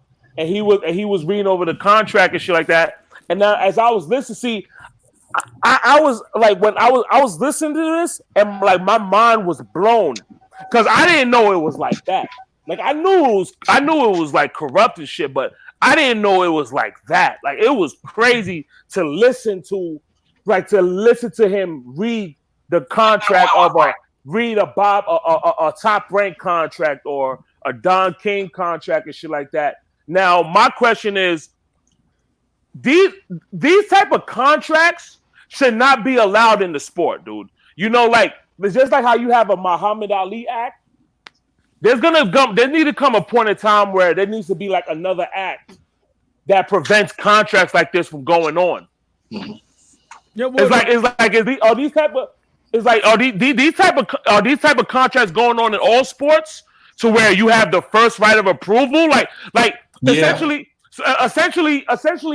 if you're a boxer and you want a contract, like you can never be a free agent for the most part. If you have a particular level at the sport, you can never be a free agent then. Mm-hmm. They said Gilbert Arenas had the worst contract ever. Who? Gilbert Arenas. Yeah. Yeah. Really? He didn't know no better. He didn't know no better. He didn't know no better. He seriously didn't. I'm telling you, basketball. I played basketball. I knew guys that played the NBA and overseas. If you would hear the contracts, I mean, sooner or later when they find out, there are some players right now. I mean, like then when I knew that play overseas, they got out that contract after 12 years. Wow. They after when I'm talking after 12 years, it is right. And then if you think about it, it depends what league you play. So if you play in the league that highly there's no blacks, you don't teach. I mean you don't have better representation on it. And then whatever agent that you had to assign, they don't speak the language that they should. So you get pounds, and then you find out you end up getting pennies, and then they go. But then some of them they go for the performance. Like for instance, like if you got a good game, you got to actually throughout the year that they don't that there's certain people don't have off times, off games, or off times in sports. Period. And so there's one guy that I know, he said, I played 12 years, man. And when I finally came back to America, only I have like $10,000. Yeah, I mean, basically, if you heard a contract being read out, around the streets, odds is I'm the one who gave up the contract. And it just sucks. I don't think as an athlete period that a promoter should be getting 50, 60, 75% of somebody's fucking contract. Facts. That's too much. What I'm saying? And one of those and hey, believe it or not, one of those contracts was of a fighter that's still fighting. It was a current contract. It was a current contract. I ain't gonna say his name, but when you think about it, it's you got a guy that his livelihood is to box. That's all he knows. Yeah. You got Don King out here giving fighters $10,000, $20,000 like he was doing. I think he gave Romain Stavern like 5 or 10 G's. Yep. 5 or 10 G's. That's it. For living expenses. Yep. Right? In the contract. And then when you start looking at it and stuff like that, and then after the fight, you start seeing all the deductions and stuff like that, you ain't getting nothing. And right. That's the reason why I think that Stavern did horrible the second fight, because I think that, losing like that and then having to deal with that shit with Don King, I think it just took a toll on his ass. Yeah. Look what he did to Mike. Wait. You that deal that he got that from just like that was the whole bread he got from his last fight. What do you mean by living? Basically, Don King paid for his training camp essentially. Don King will pay for your training camp. He will pay for your fucking towels. He will pay for your flights. He will pay for your room and accommodations and your food and all that stuff, and will give you a living expense so you won't have to, worry about where you're gonna live. But he gonna collect all that shit. So basically, you're not seeing the benefits. So he just like put it in your pocket and he just snatched it away. There was a Don King contract I found. The fighter got like, I want to say the purse for the fighter. The fighter got $150,000, right? $150,000. That motherfucker left home with less than $50,000. Less than $50,000. You know what I'm saying? Because of all the deductions, I think he left with 35. What's his name? Dan Rayfuse. I think his name was Dan Rayfuse. He wasn't with Don King, but he was with somebody else. I know his daughter. She worked with me, and she was basically saying that he went overseas to box Mickey Ward, right? He fought Mickey Ward, and he got fronted 20 G's up front and stuff like that. But what happened was something happened because he had like a promoter, and then he had a guy that he talked to the promoter. But back then there was no contracts. Was a lot of times it was handshakes. It was like, okay, I'm gonna fight for this X amount of money. You have blah blah blah. Let me get some money up front. You get some money up front. You have the fight. You get the rest of the money. Tell me why at the end of the day the dude ended up with just $5,000.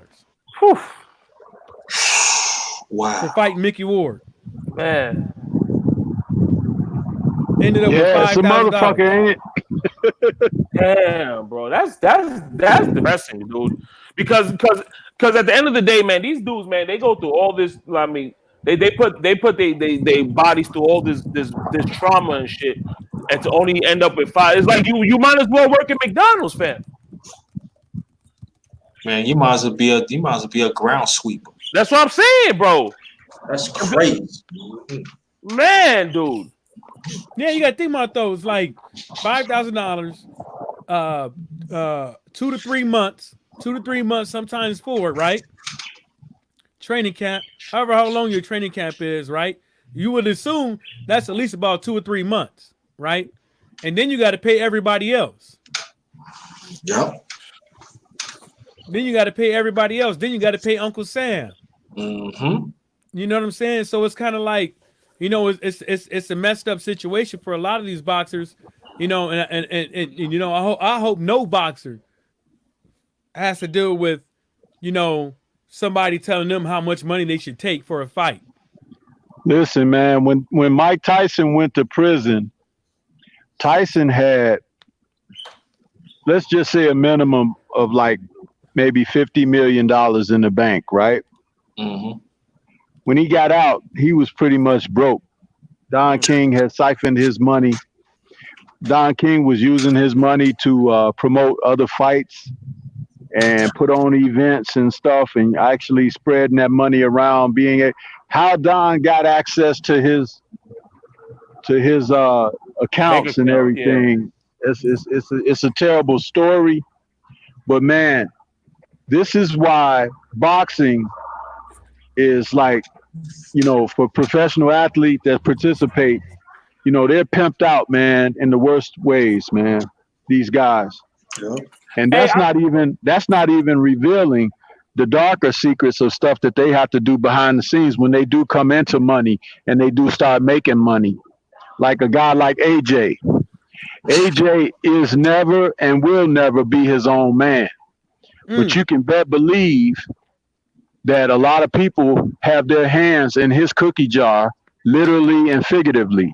And that's one of the reasons why he walks around and he talks like he talks, because he's a very impressionable kid, and they've already manipulated him and dominated him to that point that it's almost embarrassing.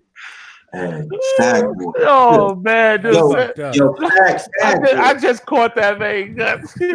They got him.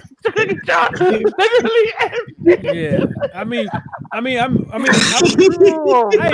videos talking about the dude how he not his own man. It's like, you know, speak for yourself, man. Like, he is his own man. He is his own man. Let other men rub his body. Yeah, he is his own man on that part. Yeah, like, dude, you like the way he was moving around. Like, same thing with Dillian White. Made videos about that.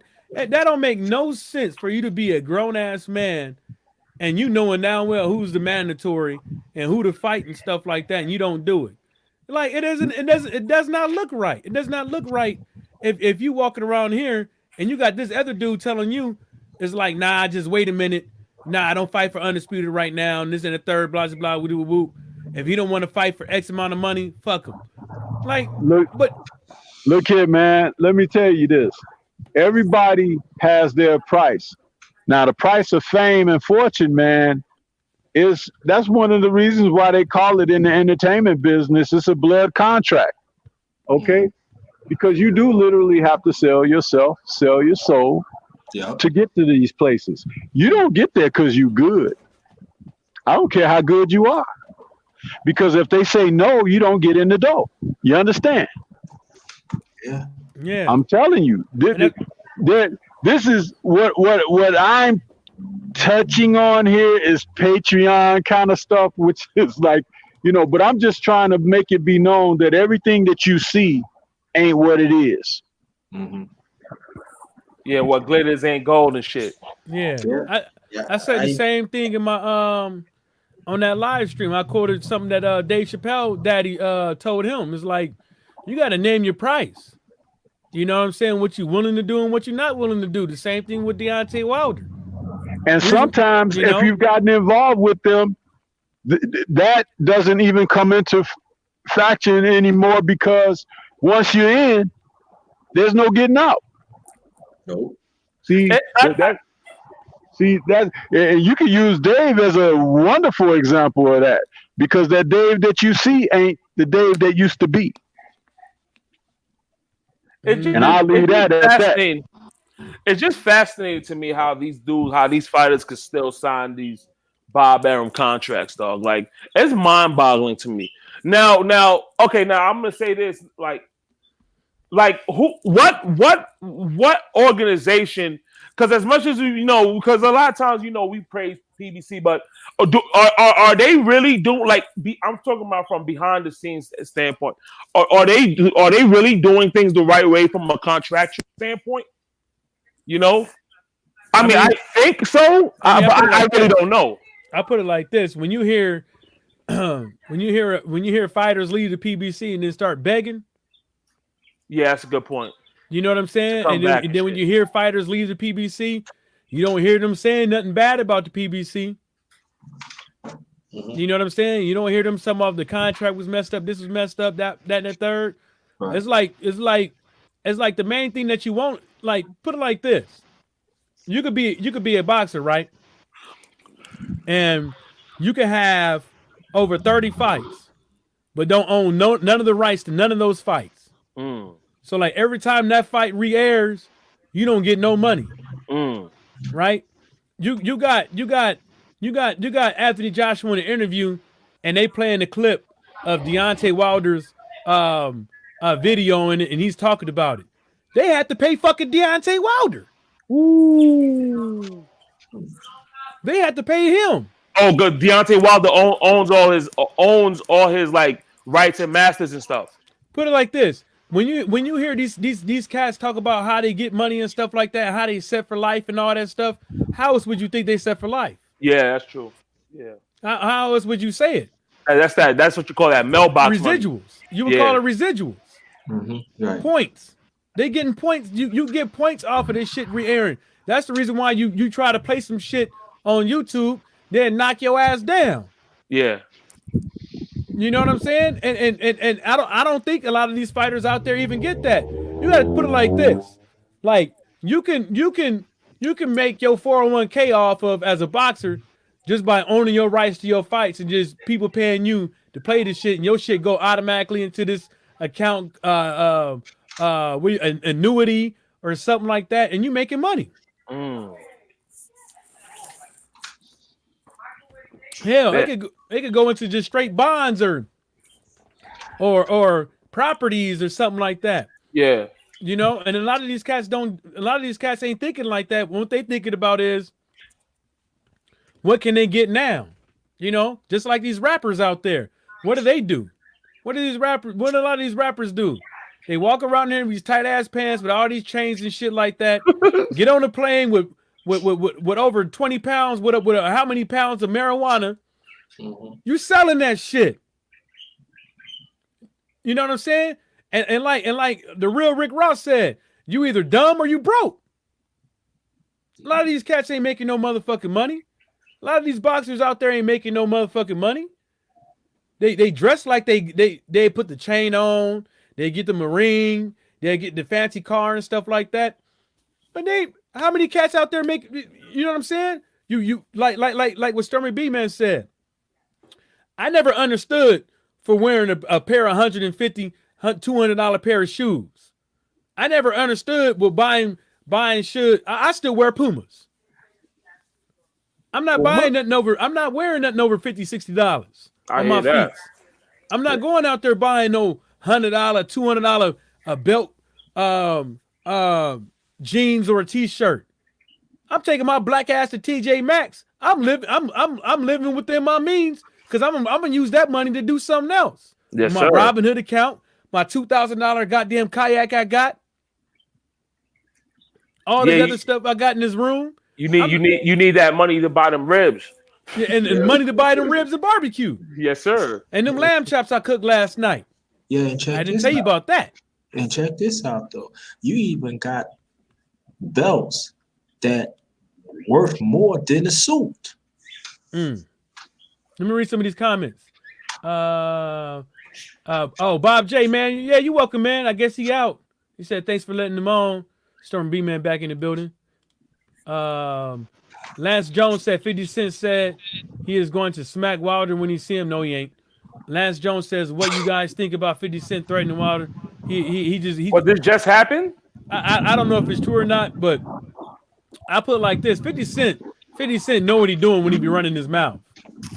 He know now well he ain't gonna run up and smack Deontay Wilder. He just talking mess. He got a TV show. He got all these other things going on. He's just talking mess. He don't want no parts of no boxing. Jersey Engineer said the question is does the fighter need the power? If he comes back again, we have to put the other channel, the big one, to see. Hey Stormy, I put you on mute because I don't want your business being out there. Now I put him on mute. I'll take him off in a minute. Just let me know when you want to get off mute. So I don't want nobody all up in your business. Jersey Engineer said the question is, does the fighter need the power that be always fighters will come and go? The old schools behind the scenes stay for decades. Well, to tell you the truth, you don't necessarily need the powers that be, but you got to get put on somehow. You got to start somewhere. Some fighters they choose to take it up the ass for a couple times, and some fighters say no, I'm not going to do it. I'm not going to do it at all. Michael, you need to say that they like the long one. The Polish sausage versus right. the regular brat size joints you get. Right. They don't like the Arnold no more. Yeah. Let me make sure that Stormy. Yeah, he cool now. I got you off mute, Stormy, just in case. I was just checking to see if you was done talking in the background. Jersey Engineer said that's why fighters must make as much money as possible, quick and fast before time is up. Hook or crook. They don't gotta do that. It's just that you're gonna have to invest. You gotta invest in yourself, man. You gotta invest in yourself. Yeah, you probably gotta take bumps and bruises here and there, but you gotta learn from it. And at the same time, man, like I said, you gotta learn from someone. You gotta learn from past experiences, man. Stormy B, man, he says it all the time. History always repeats itself, man. Yeah. And then to show you what history, man. Look at what Floyd did. You know what I'm saying? That's some of that stuff that he did can work to this day. Some of the stuff that these past fighters did can work to this day. But it ain't gonna work for everybody. Sometimes it just won't suit. It just doesn't suit that. Like Big Baby Miller talking like Muhammad Ali won't work for me. It will not work. Yeah, just like back in the days that people think, oh, it just happened. No, I'm going back like over 50 years. If people remember this name, Kid Gavin, he was a black fighter, but you know who backed him up? The mob. Yeah. You know what I mean? So it happened back then too. And I don't think that Floyd was as clever as it comes off of. I think that he just came at a time that he was blessed to be in the position that he was in. See what I'm saying? It's like for him to come from where he came from, to get in there with Golden Boy, to get out there, fight people, and then meet up with Al Heyman and Richard and stuff like that, and then end up leaving, and then end up becoming Pretty Boy and all this stuff. I just think that his personality and who he was and the type of boxer that he was, it just all played into an effect. So that's the reason why I say I don't think the dude was clever. I just think that he's blessed. He was blessed to come in at the right time. Made a couple moves and stuff like that. I don't think he's clever. Because if he was clever, he would have did the right thing by Deontay Wilder. If he was clever, he would have did the right thing about a lot of these other PBC fighters. If he was clever, he would have been grabbing up other fighters and putting them on the pedestal on which he sat on. Oh yeah. You know what I'm saying? Yeah, Floyd wasn't robbed his earlier fights. Floyd wasn't robbed. I could pull it up. I could pull it up. Mayweather was the head moneymaker with Golden Boy. The problem was that me personally, I just think that there was a racist undertone. I think that they wanted him to lose so they could put on a Mexican fighter. And then that's the reason why Floyd ended up going through Golden Utensil Promotions' whole stable. Because it was a vendetta. It became a vendetta. It became a ha. You ain't shit without me. And Golden Boy Promotions wasn't shit for a while without Floyd. They even had to sue because they was losing. They lost millions of money. Millions. Yeah, they lost out on all their fighters. More millions than I have dollars in my bank account. Because if Floyd was with Golden Utensil Promotions for 3 years after he left, look where they'd be at. But I think everybody knew what Oscar was on. He was volatile. Yeah. He's a ticking time bomb. You on mute, Stormy, just in case you didn't know. I took you off, but you put yourself back on. Okay, yeah. Sorry about that, fellas. I said Oscar was on that powder. Oh yeah. Right, yeah. That's what he was on. You ain't. Yo, Oscar. yeah, He was on more. I think he was on more than that. Yeah, the Mexican rose there had a little red nose. That's Oscar. I'm gonna try to see if I can find it. I'm gonna try to see if I can find this excerpt for you guys, because Oscar had a red nose for a long time. Then after that, he become a cross-dresser and a racist. What a piece of work. Yeah, bro. That dude is something else, man. He was always a racist. Yeah, that's true. You're right, Stormy. He was. Yeah.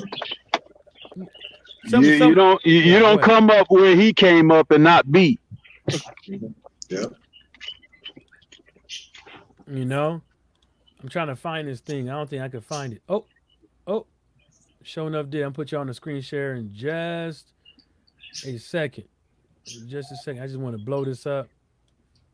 Hey, yo, we cannot forget about Red Nose partner, B-Hop. Oh God, y'all see this?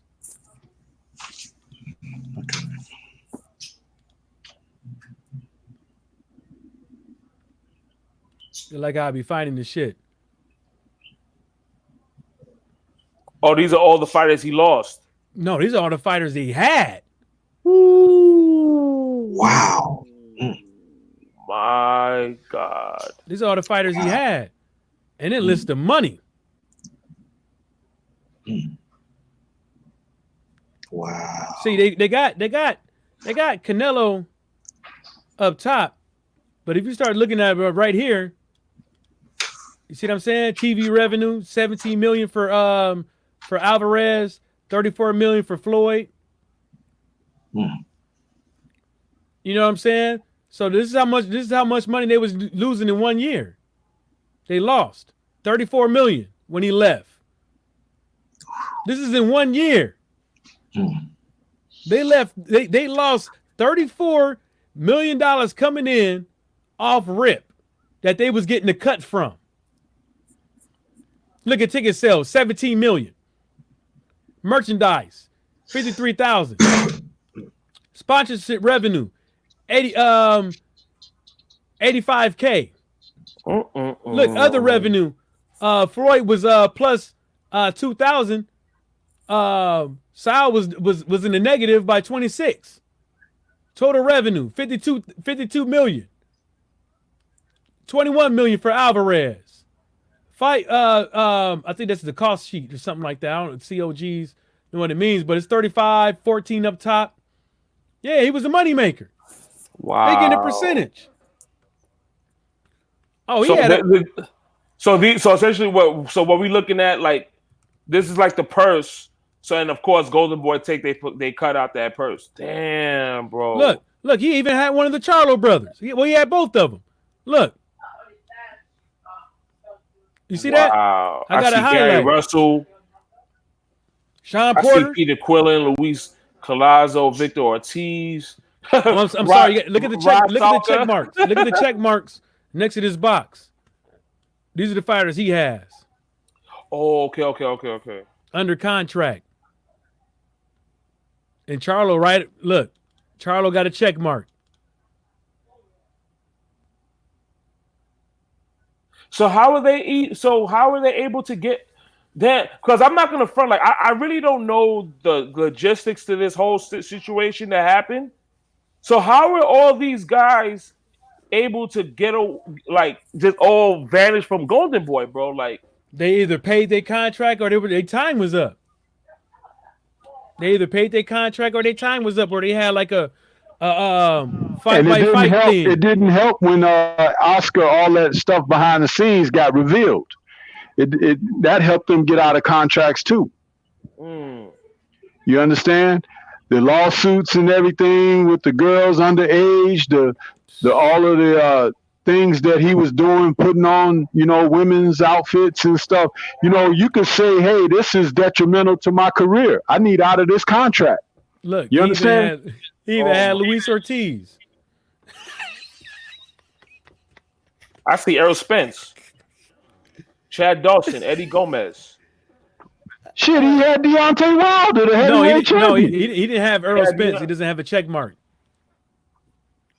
Okay. No, because there was. I remember there was a time where like all these guys were fighting like under like the promotion. Like I guess Golden Boy would promote the event, but they're not like official. Okay, that's kind of like what PBC be doing though. So essentially, what PBC is doing, they was doing that years ago, but it just wasn't PBC.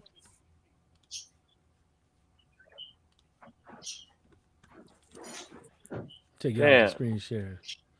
Now, well, the PBC is it seems you don't. Well, if you went to PBC, most likely PBC is not your promoter. Oh yeah, they're not a promotion. So you can essentially go with anybody else you want to.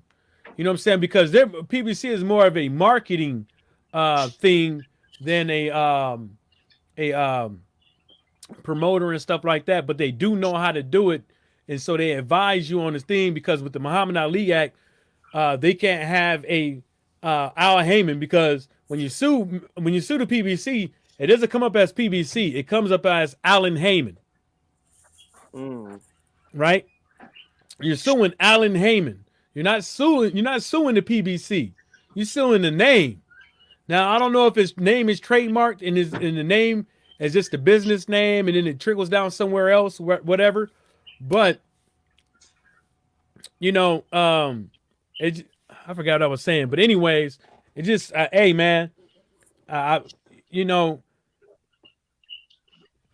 sometimes, yeah, I get it. Like what I be doing is pulling up this shit. Sometimes it's not a good idea, because I don't care how much these guys is making and stuff like that. But I was just trying to prove a point that you can tell even right now who's the boxers out there that people want. You can tell the boxers out there that everybody wants to pay money to have, but they can't have them because they can't offer a better offer. So if he's making, generating 35 million in pay-per-view at that time, and they said revenue at that time per year, revenue at that time, there's obviously was a better offer somewhere else. There was a better offer, or there was a better idea, or there was better management, like i.e. not messing with a cokehead. Because I'm pretty sure that Floyd, hanging around with his daddy and his uncle, seen people on drugs. Oh yeah. And didn't like to deal with that shit. The arguments, the not being on time, the messiness, and all that shit. That's what I'm gonna call it. Just the messiness, because that's a broad term. So that includes everything that got to go with it. So so if you look at what I just showed you and what we've been talking about, and you go on, you start looking at all these other promoters and all these guys out here thinking they about to get this and get that and stuff like that. We don't know what these cats is getting, but we can make a generalization based off of things that we've seen that it ain't all that. It ain't all that, because some of these cats do need to fucking go, because they not allowing us to see the fights that we want to see. They don't want that. They don't want that.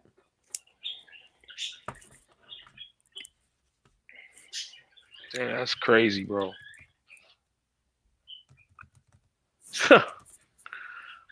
I'm kind of shocked, dude. How just looking at that spreadsheet, how like all those guys were on Golden Boys, like, and none of them dudes there no more, bro. Like, no matter how it happened, it's just mind-boggling. They all those guys on that list wasn't with Golden Boy. You gotta look at the ones that had check mark next to it to say that they wasn't. Yeah, but even if you do go down the list, there was a lot of guys, because that's one reason why they sued, because they were saying that Al Heyman made a monopoly because he had all the fighters. Mm-hmm.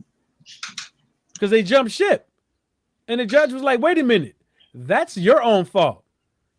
The exhibits, right. The judge was literally like the judge for Bob Arum, the judge for Top Rank, the judge for Golden Boy said the same exact thing. All the evidence that y'all presented against Al Heyman, y'all did yourself in. You weren't on your job. Right. Talking about there's the average amount that a promoter takes from somebody is 30%. And then it said near that Al Heyman only charges 10%. Mm-hmm. Not all the time, but 10%. Yeah, that's true. If I'm not mistaken, it said 10 or 15%. Then it also goes on to say that in most occasions that Al Heyman doesn't charge fighters if the fight only generates X amount of dollars. Mm. But every time you hear what's his name? Edward Hearn say this a couple of times. I pay for what? The drug costs. You know how expensive they are? I got the setup. You know how much expensive it is to make this event and this and the third? That's all you hear.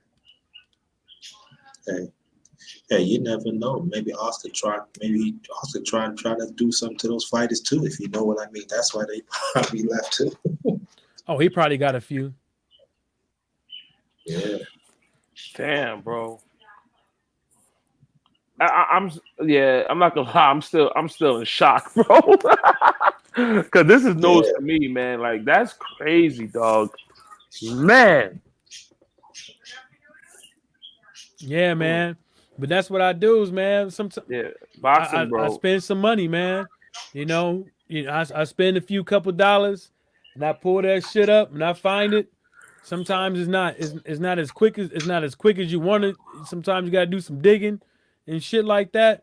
But when I find that shit, I'm like, yo, man, this shit ain't sweet out here, man. Nah, bro, this boxing shit. Because like sometimes, because it's like with all this bullshit that goes on. I mean, there's corruption everywhere, but it's like, is it worth it? Like, type of shit. You know what I'm saying? I mean, but at the same time, it's like, if this is what you gotta go into it. You know what I mean? Mm. But my thing is, like, with all this information out there, and these guys still sign these slave contracts. You know what I'm saying? Like that's another thing that boggles my mind.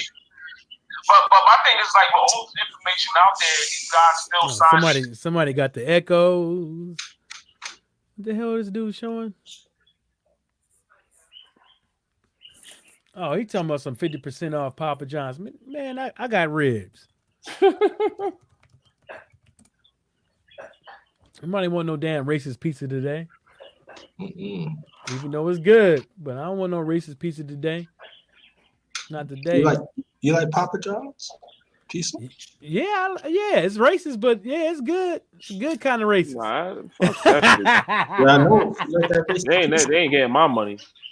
They ain't getting mine. Yeah, I do need to stop buying that shit, huh? Yeah, man. Yeah, bro, just go to your local pizzeria, man. Support your local neighborhood pizzeria, man. Those pizzas be better than these commercial joints. Yo, in Virginia, it's not like that, man. Say what? In Virginia, where I'm at, it's not like that, man. Oh, they nasty? No, they got Papa John's. They got Little Caesars. They do have one, but that's like cross town. That's why I miss my hometown, New York, man. I miss that. Oh, yeah. Just go to OG's Pizza. Right. Hey, what part of New York you from, fam? Brooklyn. Oh, okay, yeah. I'm from Brooklyn too, fam. What part? Canarsie and Crown Heights. Oh, yo. If y'all ever go to Canarsie, the Italian shit is off the henny, yo. Off the henny, yo. I used to travel to Canarsie. They gave my money. I take buses, a train, because that's real. I'm mad at you, man. I want to fight you, man. I miss, but Virginia, they do have stuff, but you gotta travel. But I know, but see, it's commercial. It's almost commercial down here. They're not going to change. Like they do have some pizza spots, but that's like in Hampton. That's the next town from me. But they like from New York, New Jersey. But you gotta take a car. But if you don't have a car, that's 2 buses, man, and everything closed out here. You know, man, I ain't gonna talk about because I'm getting pissed off, man. Because you're making me hungry, man. Yeah, but it's not people that eat like big go to Virginia. It's not what it seems, man. But I know that in my town where I'm at, there is a boxing camp. I did seen it, but I don't hear nothing about it. You know, it's Newport News Gym. Newport News Gym. Yeah, I think it's Newport News Gym. It's in Virginia. I think it's the name of it, but I really don't hear like no fighters that come out of there. So don't quote me on that. Yeah. I mean the only fighter that I've ever heard of that came out of there was Purnell. Nobody else come to mind, honestly. That's all I know. He's from Norfolk. Jersey Engineer says, I don't mean to butt in. Let me read this comment because he up in there typing, so I don't want to, just pass him by. Yeah. He said, what about his younger days and before his own promotion outfit? Mayweather knew he had to go his own way. I think he had bad experience back then. Yeah, of course he had bad. Yeah, Mayweather had bad experience. He's working for a goddamn racist. Yeah. Shit. But yeah, I'm not gonna say that Floyd didn't make any. Yeah, you're right. He didn't. You right. If you want to correct me on that, I'm not gonna say that he wasn't a genius like all the way, but we still got to put it for what it is. He was just blessed.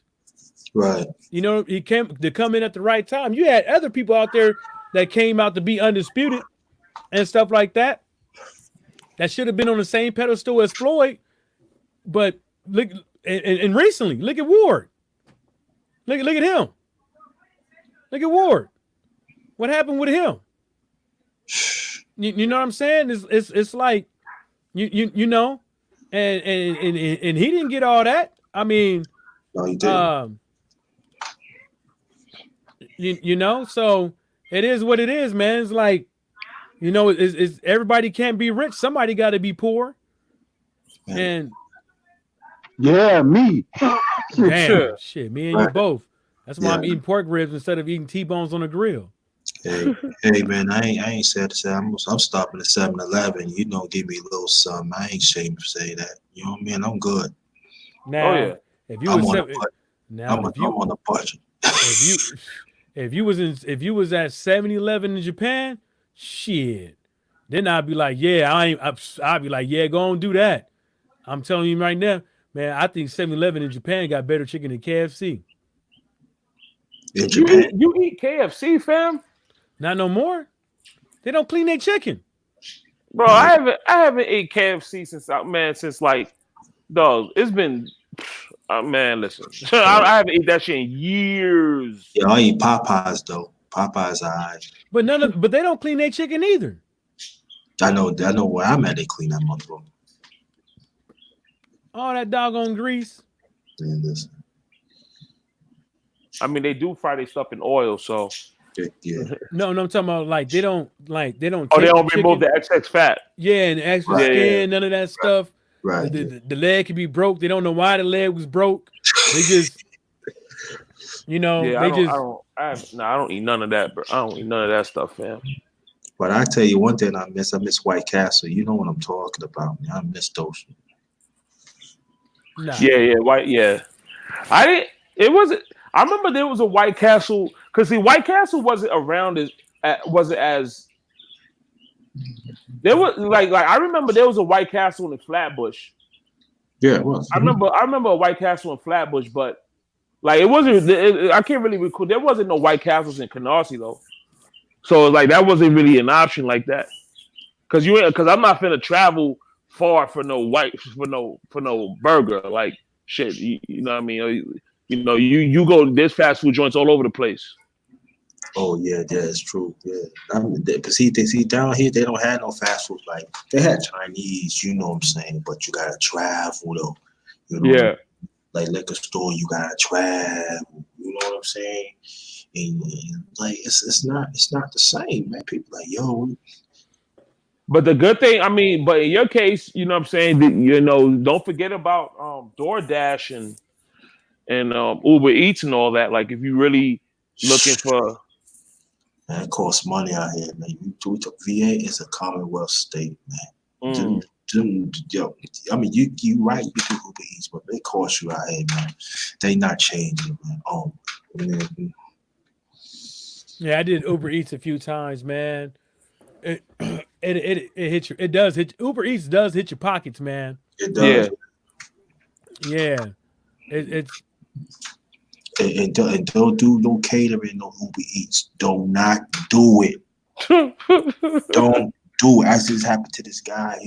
Last time Wilder fight, I said, I'm gonna do Uber Eats. Uber Eats catering of Red Loss. I said, don't do it. Don't do it, man. It's gonna cost you. Let me tell you how it go, man. When I be having parties in my crib, let me tell you this. My old lady would fucking charge me to cook. I'll be like, woman, if you don't get up in that thing, I'm talking about we be having curry goat, fried rice, homemade fried rice. Curry goat? Everything. Cornbread, mac and cheese, greens.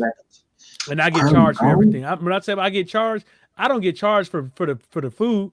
I get charged for her cooking the food. Double curry goat? Yeah. No, I can't do no curry goat. Let me tell you something. If you took some curry goat, man, if you ate some curry goat, man, it'll have you looking like Anthony Joshua in no time. Hey, fam, you from New York and you never had you just don't like curry goat? I just don't like curry goat. That's a good okay. question. You don't like okay. You don't like goat at all? Nah, they don't go. No. Nah, dog. Sorry. You like lamb chops? I fuck a lamb chops. I quit. Man, I have goat chops tasting just like lamb chops, and you'll eat them. The